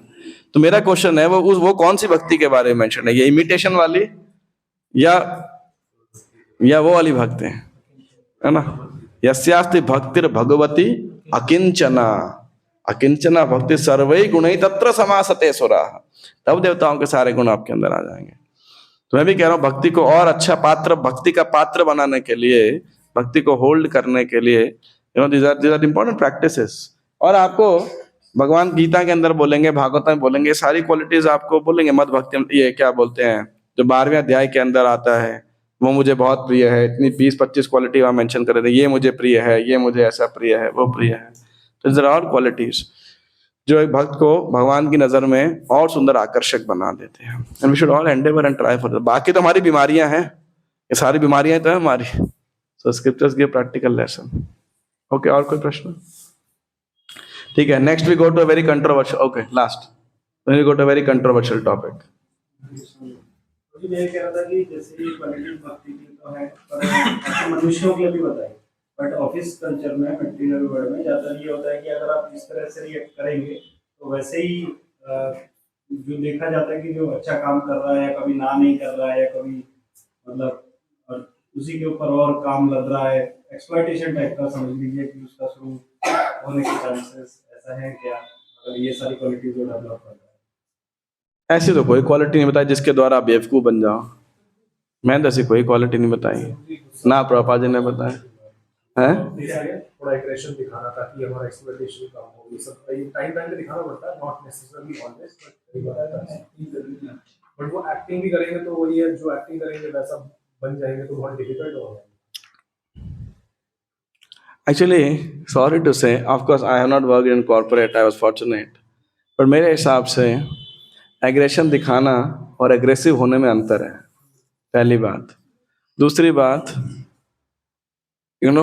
many people are smart. नहीं, many people are aggressive but not smart. जो स्मार्ट लोग होते हैं वो एक्सप्लॉइट भी नहीं होते और एग्रेसिव भी नहीं होते। कई बार हमें ऐसी स्मार्टनेस आवश्यकता चाहिए होती है। They are very efficient but they don't get exploited. Best example, Bhaktivinod Thakur इतने एफिशिएंट, लेकिन सिर्फ 6 घंटा कोर्ट में काम करते थे, 3 घंटा 10 से 1, 2 से 5 बीच के लंच ब्रेक। उसके बाद बोला मेरी पोस्टिंग करो नवद्वीप के पास, उधर ही जाने का, गोद्रुम द्वीप के पास। सरकार ने पोस्टिंग किया, जगन्नाथपुरी का तो सुलझा दिया उन्होंने, तो कृष्णा नगर में पोस्टिंग कर दी और रहते थे गोद्रुम द्वीप में। सरकार ने क्या बना के दिया उन्हें? रेलवे लाइन बना के दिया। आप सोचो, जस्ट इमेजिन, घर के बाजू से रेलवे लाइन। तो अगर आप स्मार्टनेस क्या है, कॉर्पोरेट वाला आपसे काम करा रहा है ना और चाहता है आपको रखना, तो भैया मुंह मांगा दाम लो उससे। और मैं ये बिल्कुल भी अनरियलिस्टिक नहीं बोल रहा हूं। I know one devotee, he was in temple for some time and for some reason then he wanted to change, and he has a brilliant brain, उसका दिमाग इतना शार्प है, स्पेशली कंप्यूटर के काम में, कोडिंग वोडिंग कुछ तो जो भी रहता है मेरे को तो नहीं समझता। तो मंदिर में भी हमने उनका ऐसे प्रोजेक्ट में लगाया था, तो हम 3-4 अलग अलग भक्त, उन्होंने बहुत एनकरेज किया था उसे कि उस फील्ड में तुम करो। It did amazing, very fast, very intelligent. और कीड़ा होता है ना लोगों के अंदर, तो कंपनी में गया तो जॉब ले लिया, तो जॉब ले लिया और ऐसे 31,000 रुपये का स्टार्टिंग होगा। लेकिन ऐसा परफॉर्मेंस उस बंदे का, तो अब तो ऐसा टीम लीड भी जल्दी टीम लीड बन गया, प्रमोशन भी हो गया। तो मैंने बोला तुम कंपनी स्विच कर रहे हो? बोले कंपनी स्विच करूंगा तो मुझे 80,000 पैकेज मिलेगा, मैं इसी कंपनी में रह के 1 लाख रुपए कमाऊंगा। कैसे कमाएगा? अभी तो 50,000 मिल रहा है, 60,000 मिल रहा है। बोले पूजे मेरे को कंपनी निकाल ही नहीं सकती। तो वो मैनेजर ने जो भी अप्रेजल दिया, बोला देखो मैनेजर, वो बोला मैं कंपनी छोड़ के जा रहा हूँ।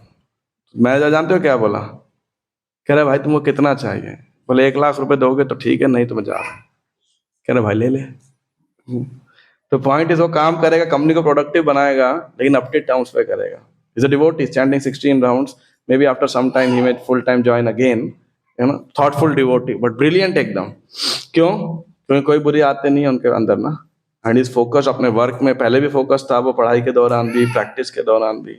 तो जो भक्त, मतलब आपने किसका प्रश्न था आप, है ना, डिवोटी मतलब ऐसा नहीं कि बेवकूफ होता है, डिवोटी डोंट गेट चीटेड और exploited in that. Vaishnava quality होने का मतलब ये नहीं है कि बेवकूफ होना, and we didn't mean it either, है ना।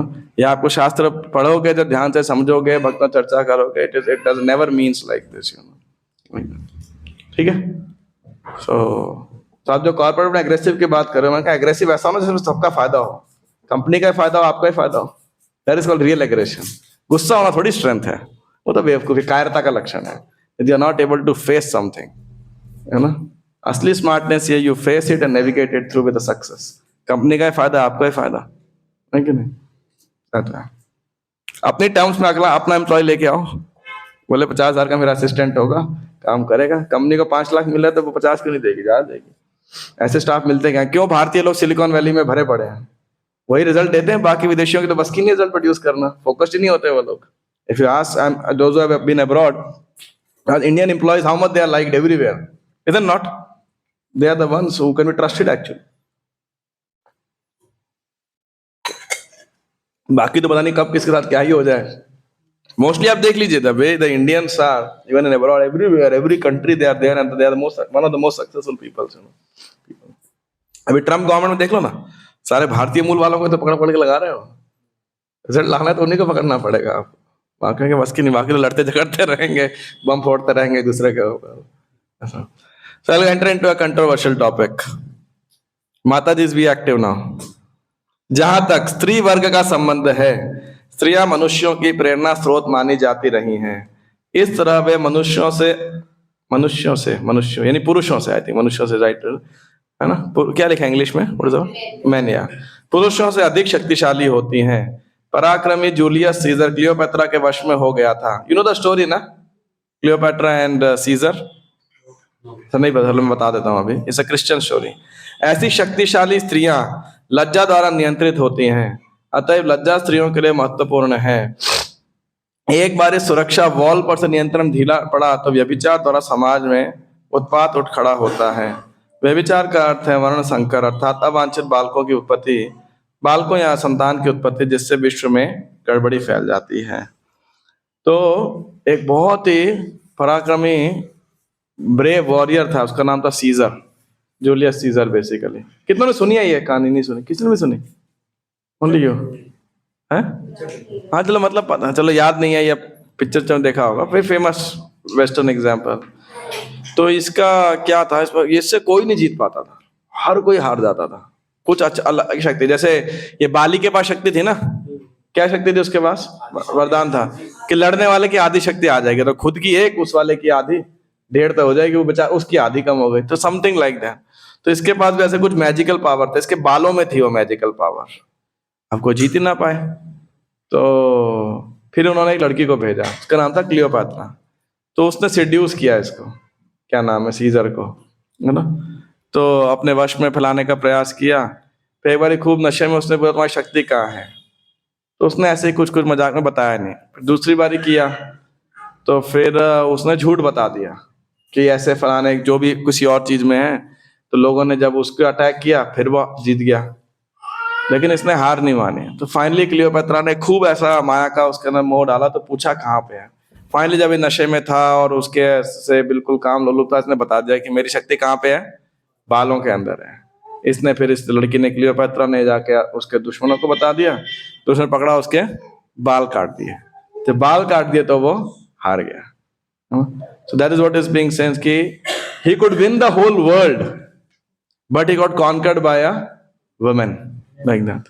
तो who is more powerful, man or woman? माता जी। That's a fact. I'm not saying Prabhupada is writing there. It's a fact.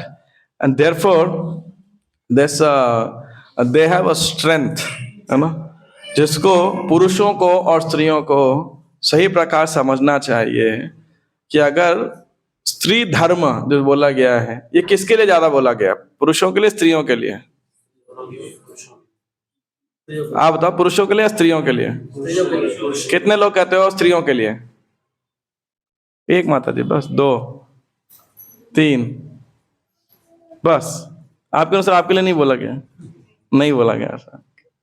और कितने लोग बोलते हैं पुरुषों के लिए? तो बाकी क्या बोले, मतलब बेकार, ये शास्त्र लिखे, कोई हाथ नहीं खड़ा कर रहा भाई, ऐसा क्या है? स्त्री धर्म या कोई भी धर्म in general, but specifically when you talk of स्त्री धर्म, ये पहला जानना चाहिए पुरुषों को। क्यों जानना चाहिए? क्योंकि प्रभुपाद जी कहते हैं, मनुस्मृति या मनु संहिता से कोट करते हुए, many places Srila Prabhupada quotes that women should always be given protection. स्त्रियों की सदैव सुरक्षा होनी चाहिए। तो सुरक्षा कैसे की होती है उनकी? बचपन में पिताजी के द्वारा, बाद में पति के द्वारा, और उसके बाद जो बड़े लड़के के द्वारा। तो जब स्त्रियों को प्रोटेक्शन करने वाले पिता, पति और पुत्र है, तो ये स्त्री धर्म जानना किसके लिए ज्यादा इंपॉर्टेंट है? जो पिता का, पति का, पुत्र का रोल निभाने वाला है, तो उसको जानना बहुत जरूरी है। इट इज वेरी इंपॉर्टेंट, है ना, कि वो स्त्री धर्म को जाने। और स्त्रियों को स्त्री धर्म क्यों जानना चाहिए? ताकि वो एक आदर्श स्त्री बन सके, है ना। जो आदर्श स्त्री होती है एक्चुअली अपने से, खासकर भारतीय स्त्रियां, है ना, वो उनका पति कितना भी पावरफुल होगा, लेकिन वो सेवा भाव के द्वारा उन्हें, अपनी सेवा से उन्हें आराम से कंट्रोल कर पाती है, लाइक दैट। तो ये फैक्ट की बात है। तो देयरफॉर कभी कभी स्त्री धर्म की बात होती है तो लगता है खाली औरतों के लिए है, लेकिन वास्तविकता में प्रभुपाद जी कहते हैं, प्रभुपाद एक कन्वर्सेशन में कहते हैं that women should be protected by father, husband and son. But where is first class father, first class husband and first class son? You know? So therefore this women liberation and so many other things keep coming like that. So I'm not going to detail over here psychology of women. Specifically पुरुषों को women psychology बताई जाती थी दो कारण से, सिखाई जाती थी। यानी क्यों सिखाई जाती थी, आप मुझे बता सकते हो कोई? क्यों सीखनी चाहिए पुरुषों को स्त्री साइकोलॉजी? क्योंकि जो आजीवन ब्रह्मचारी और सन्यासी रहना चाहते हैं वो समझ जाए हरे कृष्ण, राइट। और जो गृहस्थ आश्रम में जाना चाहते हैं वो सतर्क नहीं, वो डील करना सीख जाए, हाउ टू डील। क्योंकि ज्यादातर प्रॉब्लम का एक कारण ये भी है, एक कारण अनेक कारण में से, मतलब अब अलग अलग दृष्टिकोण से आप अलग अलग पहलुओं को हाईलाइट कर सकते हैं, that women are not protected basically. उसका कारण क्या है? क्योंकि पुरुषों के पास वो प्रशिक्षण नहीं है ना। तो ये कारण से माताओं को अपनी आत्मरक्षा एक प्रकार से कह सकते हो खुद करना पड़ता है, चाहे वो फाइनेंशियल हो, चाहे वो ये हो वो हो। So that is one angle, you know, where devotee should function. क्यों? क्योंकि अगर स्त्रियां प्रोटेक्टेड होंगी, they will feel protected, I will say rather, you know. So they will be able to protect their children and progeny basically. तो पति की सेवा भी कर पाएंगे। आप में जितने भक्त गृहस्थ आश्रम में हो, मान लो आपका झगड़ा होता रहे, तो आपकी साधना भक्ति अच्छी चलेगी, या फिर जब घर में शांति हो तब ज्यादा अच्छी भक्ति चलेगी? झगड़ा हो तब, तो झगड़ा होता है तो फिर वैराग्य के लिए स्टिमुलस बढ़ता है ना आपका, क्या नहीं? फिर क्या होता है?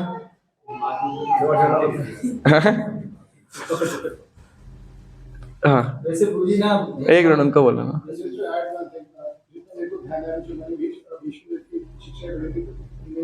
Also for the prosperity of the house, it is important that the ladies should be.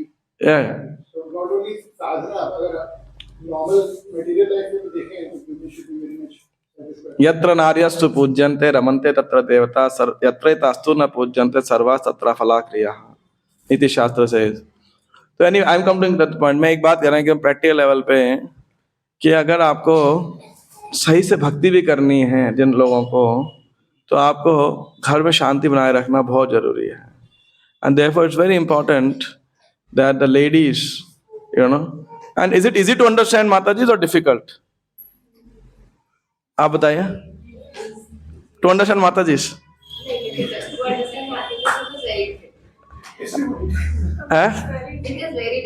It is very, माता जी क्या कह रही है? आप क्या कहते हो? आपसे पूछ लेते हैं हम, तो उसी को मान लेंगे, हम वही प्रमाण है हमारे लिए।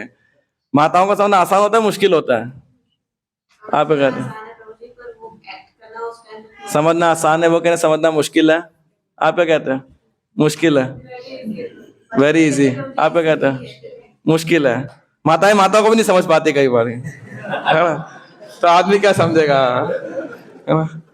मैं सोचा आप में से कोई तो माता जी बोलेगी कि इम्पॉसिबल है समझना, है ना आसान है ना मुश्किल है। ऐसे ही में हमको एक चुटकुला सुनाया जाता था, जस्ट जो बाद में अब इसको कहीं भी प्रकार से अप्लाई मत करिएगा। एक आदमी था तो वो तपस्या कर रहा था, तो भगवान प्रकट हो गए, तो बोले ठीक है वरदान मांगो। कह रहे मेरा ऑस्ट्रेलिया में बिजनेस है भारत से, आप भारत और ऑस्ट्रेलिया के बीच में पुल बना दो। भगवान बोले संभव है ये तो कुछ और मांगो। कह रहा अच्छा मुझे स्त्रियों का स्वभाव समझा दो। तो भगवान बोले कितने लेन का पुल चाहिए बताओ। मैं ये बात इसलिए कह रहा हूँ, किसी प्रकार कटाक्ष के लिए नहीं, लेकिन भागवतम में छठे स्कंद के अंदर as far as I remember, Kashyap मुनि और अदिति नहीं दिति, उनके बीच में एक संवाद होता है। तो कश्यप मुनि ये कहते हैं कि बड़ा डिफिकल्ट है स्त्रियों को समझना। फिर आठवां स्कंद है, वहां मोहिनी मूर्ति यही बात कहती है, स्वयं ये बात कहती है भगवान श्री का उदाहरण करके। अब माताओं को भी लगता होगा ना, कहते कुछ हो सोचते कुछ हो और करना कुछ और ही होता है ना। It is just a nature basically, I am saying it is just a god given nature basically. Similarly man have their nature. तो क्या होता है कि if the men are not used to deal with that nature ना, तो they start ignoring और neglecting basically, क्योंकि उनको पल्स नहीं पता है कि कैसे डील करना है। And when the women as I mean in general they feel neglected ना, तो सोसाइटी में बहुत भयंकर कैओस मच जाता है। That's where the chaos starts. क्यों? प्रोजनी खराब होगी। देखो आदमी व्यभिचारी होगा ना, समाज को इतना पॉल्यूट ज्यादा नहीं कर सकता, लेकिन अगर स्त्रियों में व्यभिचार हो जाता है तो पूरा समाज धन्य हो जाता है, क्योंकि वो उनमें उतने शक्ति है। और तो इसीलिए इस बात को मैं भी बहुत संक्षेप में बता रहा हूँ। I had spoken in detail a lot and I had some points, but मैं for some reasons I am restricting. But मैं कह रहा हूँ कि ये जो माताओं और आई मीन स्त्रियों का और पुरुषों का खासकर गृहस्थ जीवन में, आप सब भक्तों को खासकर जिनका गृहस्थ जीवन प्रारंभ भी हुआ है अभी, अच्छे से प्रशिक्षण लेना चाहिए, है ना। क्यों? मेरी इसमें अंडरस्टैंडिंग ये है कि मैं आशा करता हूं कि आने वाला जितने 25-30 साल आप में से कोई संन्यास लेगा तो अलग बात है, अन्यथा you remain married through out your life, right. तो आप जब ऐसा करना है तो आपका दो उपाय हैं, अगर रहना है साथ में तो, और आशा करते हैं भक्त होंगे तो फिर at least we should not even think of divorces. तो अब दो पहलू हैं, या तो लड़ते झगड़ते टॉलरेट करते हुए एक दूसरे को तृणादपि सुनिचन बनाते हुए आप रह लो, है ना, जैसे जैसे माला होती है और साधना होती है। दूसरा ये है you develop a good relation, good friendship, cordial, Krishna centred and practical relationship and move ahead. कौन सा ज्यादा अच्छा है, पहला या दूसरा? माता जी लोग क्या कहते हैं, पहला दूसरा? सेकंड बेटर है ना। और ज्यादातर कौन सा होता है, ज्यादातर इन जनरल? पहले वाला जनरली, आई मीन जो लोग बताते हैं, मेरे को तो कोई एक्सपीरियंस नहीं है, but whatever I hear from people I am saying this life time there is no experience fortunately. तो और फिर उसके ऊपर एक और बड़ी चीज हो जाती है, हमारी spiritual philosophy, not organisation, philosophy से कई बार हमारा स्टैंड बड़ा विंडिकेट भी हो जाता है कि हाँ ये बात तो सही है ना, स्त्रियां माया है, फलान है, ढिमकान है, ये है वो है।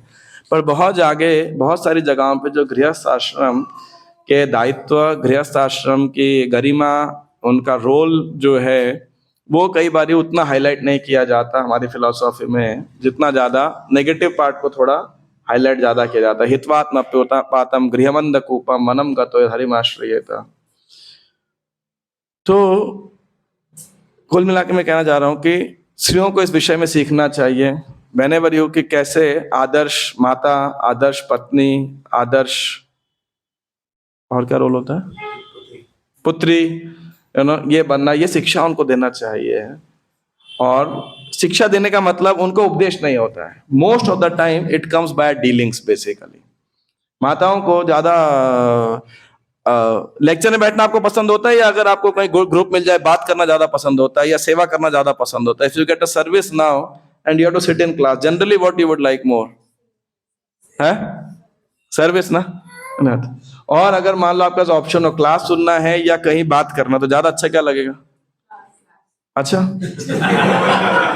मैं इसलिए कह रहा हूँ, लाइव इंसिडेंट हुआ अभी। एक वक्त मेरे को मायापुर में मिले, तो माता जी हमारे पंजाबी बाग से थी, तो फिर वो मुझे मायापुर में मिला, तो IELTS के 3rd डे की बात है शायद, तो बोला कि प्रभु जी देखो आज मैं अपनी वाइफ को लेके आया हूँ 3रे दिन यहाँ पे, कम से कम बैठो कुछ क्लास सुनो, लेक्चर सुनो, और इनको जाना है वहाँ पंजाबी बाग से और 2 माताएं आई हुई हैं, उनके साथ बैठ के सारा दिन ये बातें करती रहती हैं।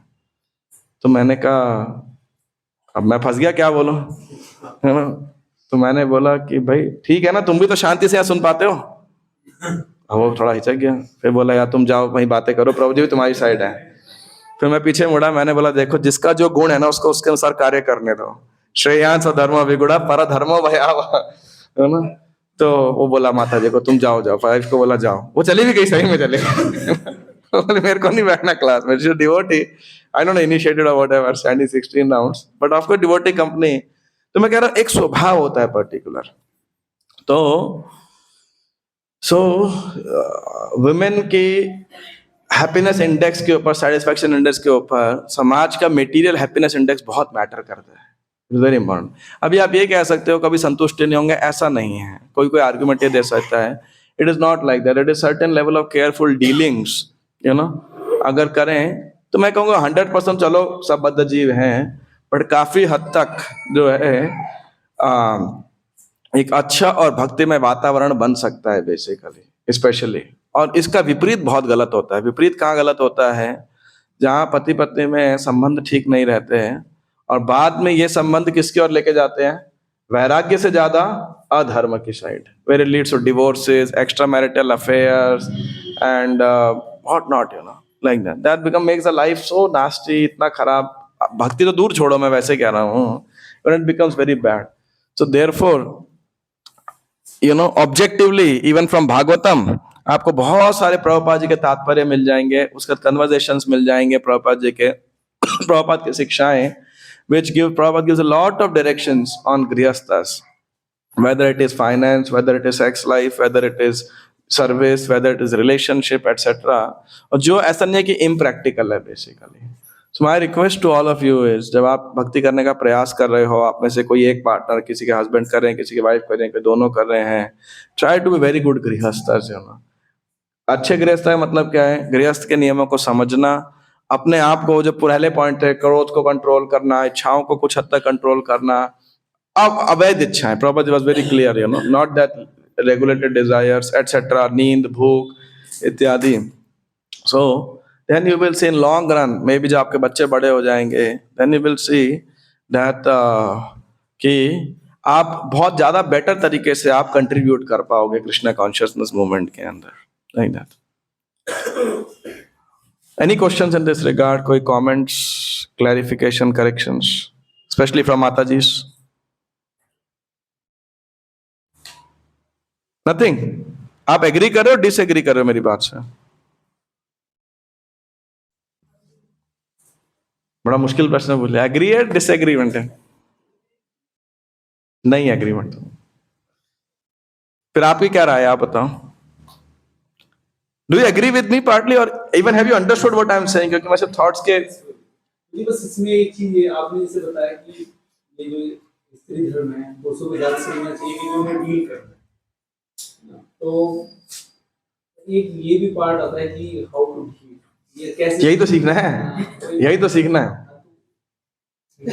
क्या क्या कहीं पे तो इसके बारे में, मतलब स्त्रियों के स्वभाव के बारे में पढ़ना चाहिए। हाँ हाँ, yes yes yes yes, why not. जब आपको डील करना है, जब मुझे मोबाइल फोन यूज करना होता है, कि मशीन डील करना होता है, तो आई लर्न इट ना। कैसे सीखते हो आप उसकी मैनुअल पढ़ते हो, आप जितने अनुभवी आदमी हो उससे सीखते हो, ये शिक्षा दी जाती है बेसिकली। तो it is very important, like that. मेरी बुद्धि के अंदर तो it's an important part, like that, है ना। कई बार ये समझना बहुत मुश्किल होता है कि क्या चीज सामने वाले को क्या चीज अच्छी लग रही है, क्या बुरी, कब किस समय हम उसे, इसीलिए प्रशिक्षण प्रशिक्षण प्रशिक्षण। आप देखो, दो तीन उदाहरण देता हूं मैं आपको, भागवतम से ही, मोस्टली भागवतम से, एक आधा रामायण से है। अब देखो, राम जी को पता था वो जो हिरण आया था वो कौन था, मारीच था, ही न्यू इट। सीता माता ने क्या बोला, मेरे को तो चाहिए ये। राम जी क्या बोले, मुझे ऐसे याद नहीं, समझाया ही होगा कि ऐसे हिरण है, ये है वो है, लेकिन राम जी क्या करने गए, उस हिरण को पकड़ने के लिए गए बेसिकली। दूसरा उदाहरण देता हूं, कहने का अर्थ ये है, अभी आप अगर एक ऑब्जेक्टिवली देखा जाए, रामचंद्र भगवान को छोड़ दें अगर, यार क्या है, ऐसा हिरण होता नहीं, उसको पकड़ने के लिए गए, क्या बोलोगे आप ऐसे व्यक्ति को, इज ए हैंडपैक्ड हस्बैंड? बेवकूफी है ना, बेवकूफी थी या नहीं थी? ठीक है, हम आध्यात्मिक दृष्टिकोण से लीला कह लें, यू नो, बट एक बिल्कुल ऑब्जेक्टिवली एक बार हम भूल जाते हैं कि भगवान है, लीला है, तो आप क्या बोलोगे? या सीता माता बेवकूफी थी, सीता माता की बेवकूफी थी और राम जी उस बेवकूफी को फैन कर रहे हैं। लॉजिकली आप क्या बोलोगे? गलत कह रहा हूं मैं, सही कह रहा हूं? यार ढंग की बात करो ना, कॉमन सेंस की बात करो, ये क्या इसको पकड़ के लेके आओ? बट नहीं, इसके पीछे तो पूरी कथा है ना कि ऐसा क्यों हुआ। मैं एक बार कह रहा हूं, सब भूल जाओ आप, एक बार के लिए उसको भूल जाओ। लीला है, भगवान राम भगवान है, सीता माता लक्ष्मी है, सब भूल जाओ एक बार। एक्ट को हम एक बार ऑब्जेक्टिवली डिस्कस करें तो, अगर ठीक है ना। दूसरा उदाहरण देता हूं मैं आपको, भागवतम के 4थे स्कंद का।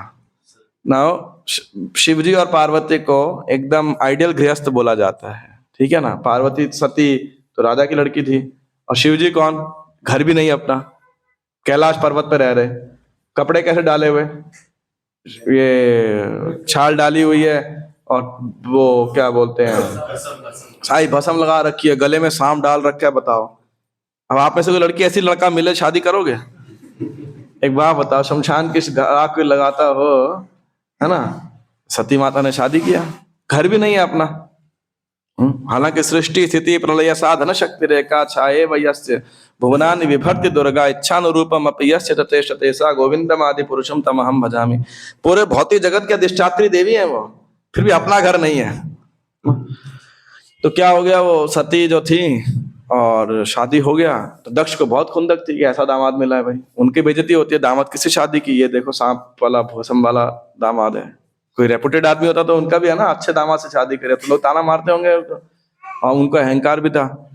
तो जब घर में फंक्शन ऑर्गेनाइज किया तो सब बहन आ रही थी सती की, तो इन्होंने देखा सब सज धज के विमान पे आ रही। सती ने क्या बोला, मेरे को भी जाना है। शिव जी ने क्या बोला कि भाई मत जाओ, इन्विटेशन नहीं दिया। बोले घर वाले पे जाने के क्या नहीं होते, कि क्या आवश्यकता है? तो बोला नहीं, तुम्हारा पिताजी मेरे से ईर्ष्या करता है, मेरे बारे में उल्टा सीधा बोलेगा, फिर तुम सहन नहीं कर पाओगे, मुझे डर है वापिस नहीं आ पाओगे तुम, मतलब सही छोड़ दोगे, इतना बता दिया तो मत जाओ। इतना बोलना था। सती क्या बोली, तथास्तु, जैसी आपकी आज्ञा।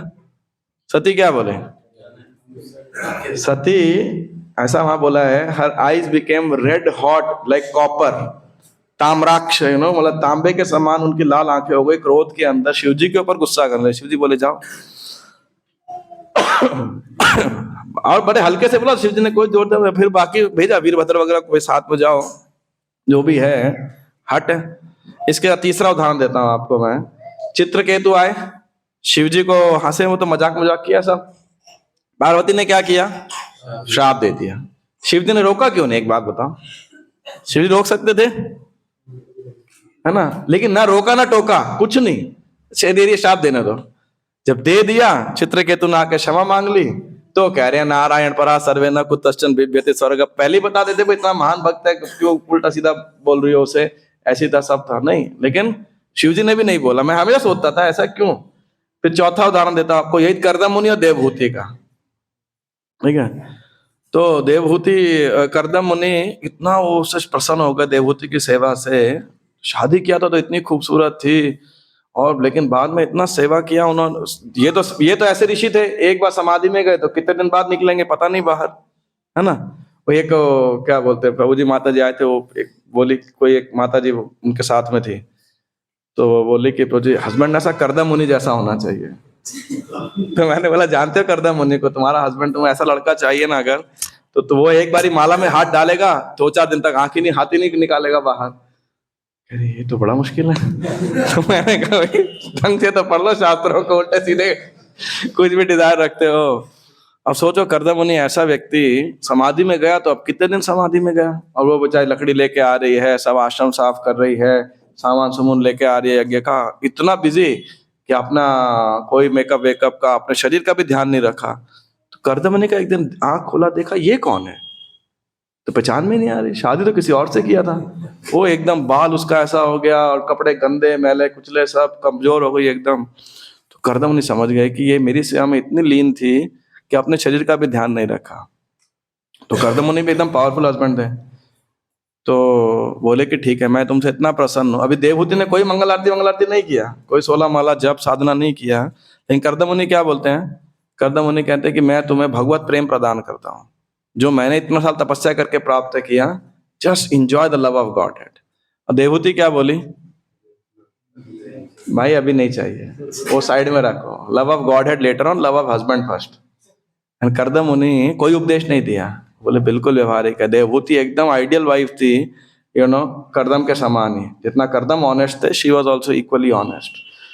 So my point in this four thing is that all these four, चारों महानुभाव मान शिव जी 2 के अंदर रामचंद्र वो स्त्री स्वभाव को जानते थे बेसिकली, उसी के अनुसार डील किया। बाद में यही देवहूति लैमेंट करती है, जब कर्दम संन्यास लेने जाते हैं तो वो लैमेंट कर रही होती है कि मैंने आपका आध्यात्मिक संग ही नहीं लिया, मैंने सिर्फ पति के रूप में भौतिक इच्छाओं के लिए आपको संग किया। तो लेकिन बाद में वही किसकी बात सुनती है, कपिल देव से, अपने बेटे से वही ज्ञान लेती है, लेकिन पति से नहीं सुन सकती। सती माता भी पति ने समझाया तो नहीं समझी, तो आप क्यों समझा रहे हो भाई, है ना। शिव जी ने रोका टोका नहीं, श्राप देते समय में, राम जी ने हिरण लाते समय कुछ समझाया नहीं, तो आपके राम जी शिव जी से बड़े हो गए। एक बात बताओ, अब मैं आपकी बात का उत्तर दे रहा हूँ। these are certain social applications basically. There are many more details. मैं तो ऐसे हंसी मजाक में कुछ लीला से पेरिफेरल टच कर रहा हूँ खाली, but there are very important parts, जो हस्बैंड्स को ध्यान रखने का प्रयास करना चाहिए। एंड माता जी should try to serve them with full chastity as much as possible. Of course आधुनिक परिप्रेक्ष्य बदल गया है, जहाँ पे माताओं को ऑफिस जाना पड़ता है, अर्न करना पड़ता है for whatever X number of reasons. So I'm not propagating that Mata Ji should not be working or working. That's a different context, different debate. But what मैं जो यहाँ पे कहना चाहता हूँ वो ये है कि पुरुषों को, लड़कों को गृहस्थ आश्रम में आते समय तैयारी के साथ आना चाहिए, सक्षम होना चाहिए, like that. Not that they be neglectful, they be arrogant or something like that. That's the viewpoint which I am saying, like that. इसे प्रशिक्षण होना एक इम्पोर्टेंट पार्ट है।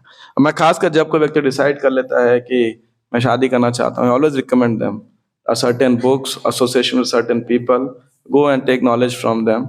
एंड पैरेलली स्पिरिचुअल साइड के लिए 1 महीना कम से कम, पॉसिबल 1 साल, 1 महीना मंदिर में आश्रम में रह के जाओ। You get a training in Sadhana, in seeing the world around. तो ऐसा व्यक्ति फिर उसको धीरे धीरे वानप्रस्थ का टेस्ट भी आएगा। अच्छा, वानप्रस्थ वैराग्य का क्या टेस्ट है, इंद्रियों को निग्रह करने का क्या टेस्ट है बेसिकली। ओके, हरे कृष्णा। यस माता जी। मुझे ये जो एग्जांपल था ना, इसमें तो हाँ बोलिए बोलिए। मतलब ये तो भगवान की लीला थी, उसके आगे सब कुछ अच्छा ही अच्छा हुआ, एवरीथिंग वाज फॉर बेटरमेंट, हम लोगों के लिए था। कैसे अच्छा हुआ? चित्रकेतु को श्राप मिल गया, बताओ कहाँ से अच्छा हुआ? सती माता उसमें जल गई। चित्रकेतु तो आगे जाके फिर वो एक वो बनते हैं ना, वृत्रासुर। हाँ। इतने अच्छे भगवान की स्तुति करते हैं, सबके लिए आइडियल एग्जांपल प्रेजेंट करते हैं कि देखो इस मतलब योनि में भी उन्होंने भगवान की, ठीक है, जो भी था, मतलब finally the fruit was very good. ठीक है। अगर इसको हम, आप जैसे कह रहे हो, हम लोगों के लिए, अगर मैं अपने हस्बैंड से कोई गलत जिद करूं और वो मुझे मना नहीं कर रहे और मैं keep on doing that thing which is not good for family और समथिंग, तो फिर ये तो बिल्कुल ही, मतलब ये तो और गड़बड़ हो जाएगी ना। अगर हस्बैंड को तो वाइफ को समझाना ही पड़ेगा ना, तो उसकी यस मैनशिप में तो नहीं हो सकता ठीक है तुम कह रहे हो तो ऐसे ही कर लेते हैं। ये तो मतलब और गड़बड़ गृहस्थी हो जाएगी अगर गलत होने का हस्बैंड नहीं समझाएंगे। एक्चुअली समझाना एक बात है, हस्बैंड की मेच्योरिटी कब कैसे क्या एक्ट करना है बेसिकली, है ना। तो आपकी बात सही है, समझाना, बातचीत करना, वो सब इम्पोर्टेंट है, लेकिन पहले बहुत बारी प्रॉब्लम को राइट डायग्नोस करना ही बहुत इंपॉर्टेंट है। Most of the time I feel, not even between husband wife, in general even the problem is not communicated well, understood well. लोग सुनना ही नहीं चाहते, हर कोई बोलना चाहता है। तो maybe 50% or 80% of the problem gets solved if they are heard properly only. सब में समझ तो सब में ही है, बेवकूफ कौन है यहाँ, सब बड़े हो गए हैं। नोबड़े कितनों का एज प्रीचर्स तो हम दूसरों को भी ज्ञान दे देते हैं, है ना। प्रीचर नहीं भी थे तो अपने से छोटे भाई बहन किसी को ज्ञान देने में तो हम सब आगे होते हैं, तो ज्ञान सबके पास है। लेकिन कई बार सही वातावरण चाहिए होता है उस ज्ञान को विज्ञान बनने के अंदर। I think if most of us are feeling understood as a man और एज अ वुमेन, अगर we feel heard and we feel understood, हमें से 50% लोग तो शायद खुद ही सही कर लेंगे अपने एक्शन को शायद। So therefore, how to do that correction? It's a science, it's an art basically. Understanding. यही तो husband wife का relationship, you know, why it becomes attachment? Because they have such understanding, you know, such bonding, जिसके कारण wife सती क्यों होती थी? इसी कारण से सती होती थी, because she can't live without them. You know? अब हम इसको अगल देखेंगे कितने attached हैं, but actually this was glorified in the scriptures. And therefore husband को generally guru बोला जाता था, so he acts in such a way that by default the wife becomes submissive basically instead of forcing her to be submissive, you know, he fulfill her desires. Husband wife कैसे control करती है husband को? By good service, by sweet words, you know, by good dealings. Husband कैसे control करता है wife को? By giving proper attention and facilities basically. Okay. Yes, sir. स्त्री स्वभाव को समझने के लिए स्क्रिप्चर्स,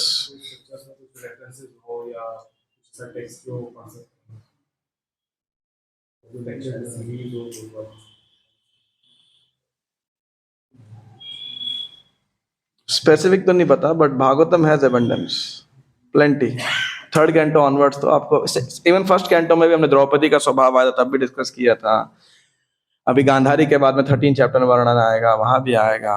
तो lot of tits and bits, good amount of knowledge you can get from Prabhupada books. और प्रभुपाद के शिष्यों ने भी कंपाइल किया हुआ है कुछ बुक, मैंने पढ़ी नहीं है, होगा, but there is a good amount of literature on that within ISKCON also. और दूसरा, आप there are devotees, especially couples, who have given relationship lectures on this thing, you know. Somebody told me Sankarshan Das Adhikari Prabhu had given a very nice series on this. Dwarka Chowpatty से द्वारकाधीश पर विशाखा माता जी, तो ऐसे हैं devotees जिन्होंने, I am sure this kind of things have given. Yes Tarun, यहाँ भी बहुत सारे लोग हैं जिसकी शादी हो गई, थोड़े दिन में थोड़ा बहुत तो ज्ञान, उसको विज्ञान आ ही जाता है। कई सारे अच्छे टिप तो वो भी दे सकते हैं।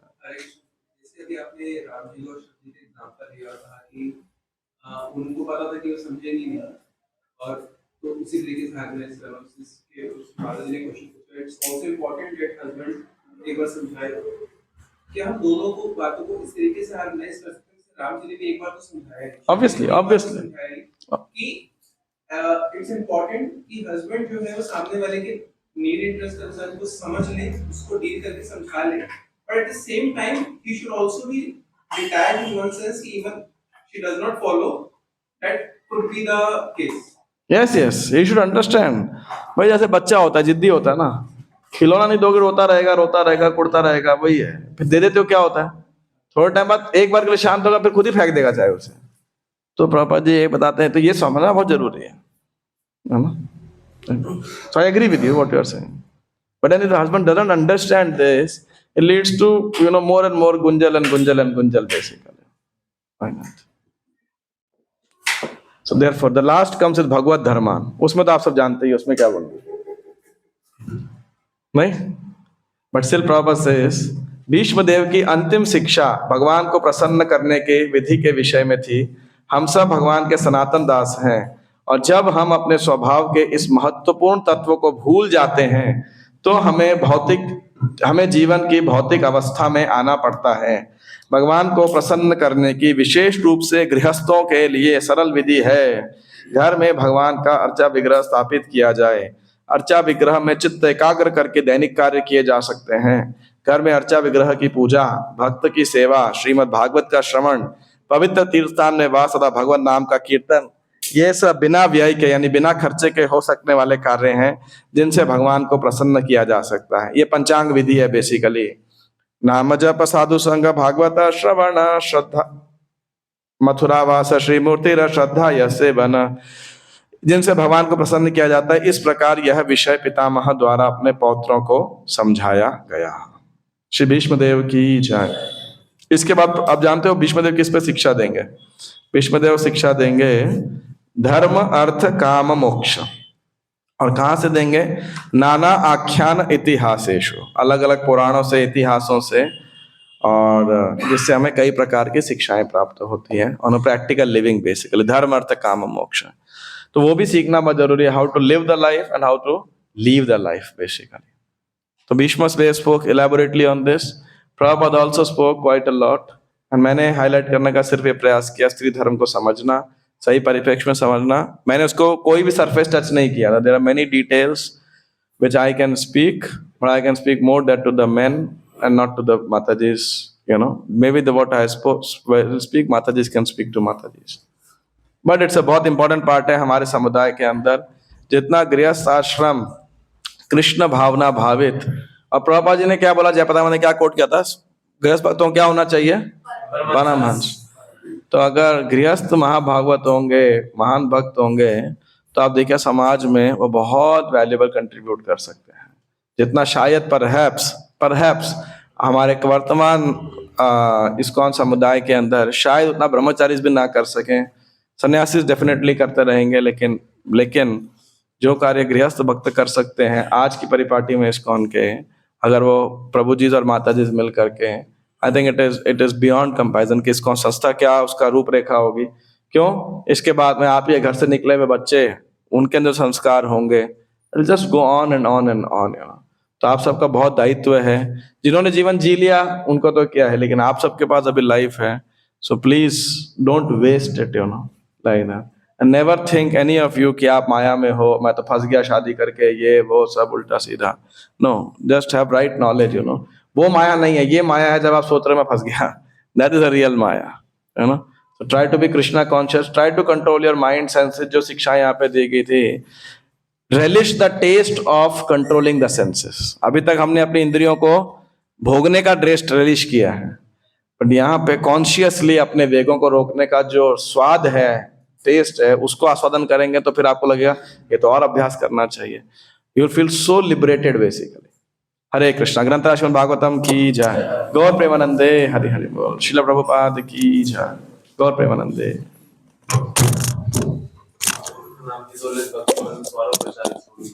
भक्ति Swami Maharaj. Speak it slow. Bhakti Padma Saurabh. Padma Saurabh means lotus fragrance. Bhakti Padma Saurabh प्रचार स्वामी। Wow, very nice. So he is preaching the fragrance of Bhakti Padma Saurabha Prachar. One who is preaching the fragrance of lotus of Bhakti. हरे कृष्णा। एक important announcement, आप एक minute बैठिए। तो जैसे कि आप सब जानते हैं कि हम लोग 28, 29, 30 मार्च को कहाँ जा रहे हैं? श्री वृंदावन धाम।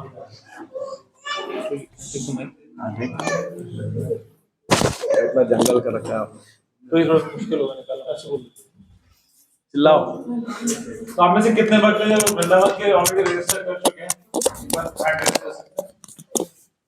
ओके, तो हमारे पास अभी भी कुछ सीट्स वैकेंट हैं। तो अगर आप में से कुछ भक्त ज्वाइन करना चाहते हैं तो हमने ऑफिशियल और संकल्प ग्रुप दोनों के लिए रजिस्ट्रेशन ओपन किए हुए हैं। तो आज जो है हमने प्लान किया था कि आज हम लक्ष्मी कलेक्शन का लास्ट डेट है। तो अभी जो शिवरात्रि की छुट्टी है उस दिन हम लोग वेडनेसडे को एडवांस बुकिंग्स के लिए जा रहे हैं। तो जो भक्त रजिस्टर करना चाहते हैं तो आप कृपया करके गूगल फॉर्म हमने आपको शेयर किया था, तो उसको भर दें।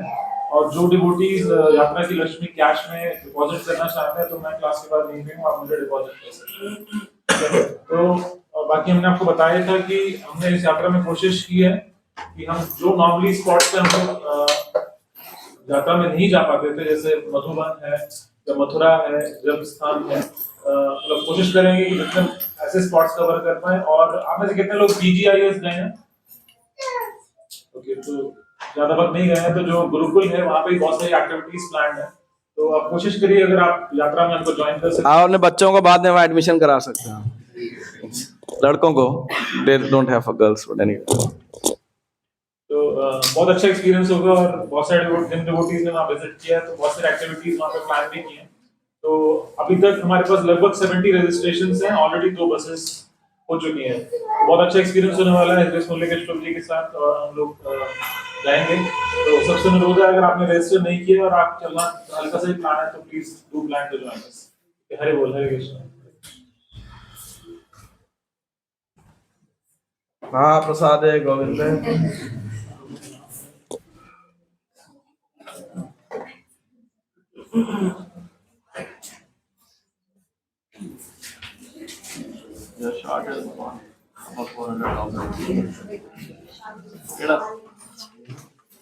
टेम्पल बना वाले अभी तक नहीं खराब हुआ। ये और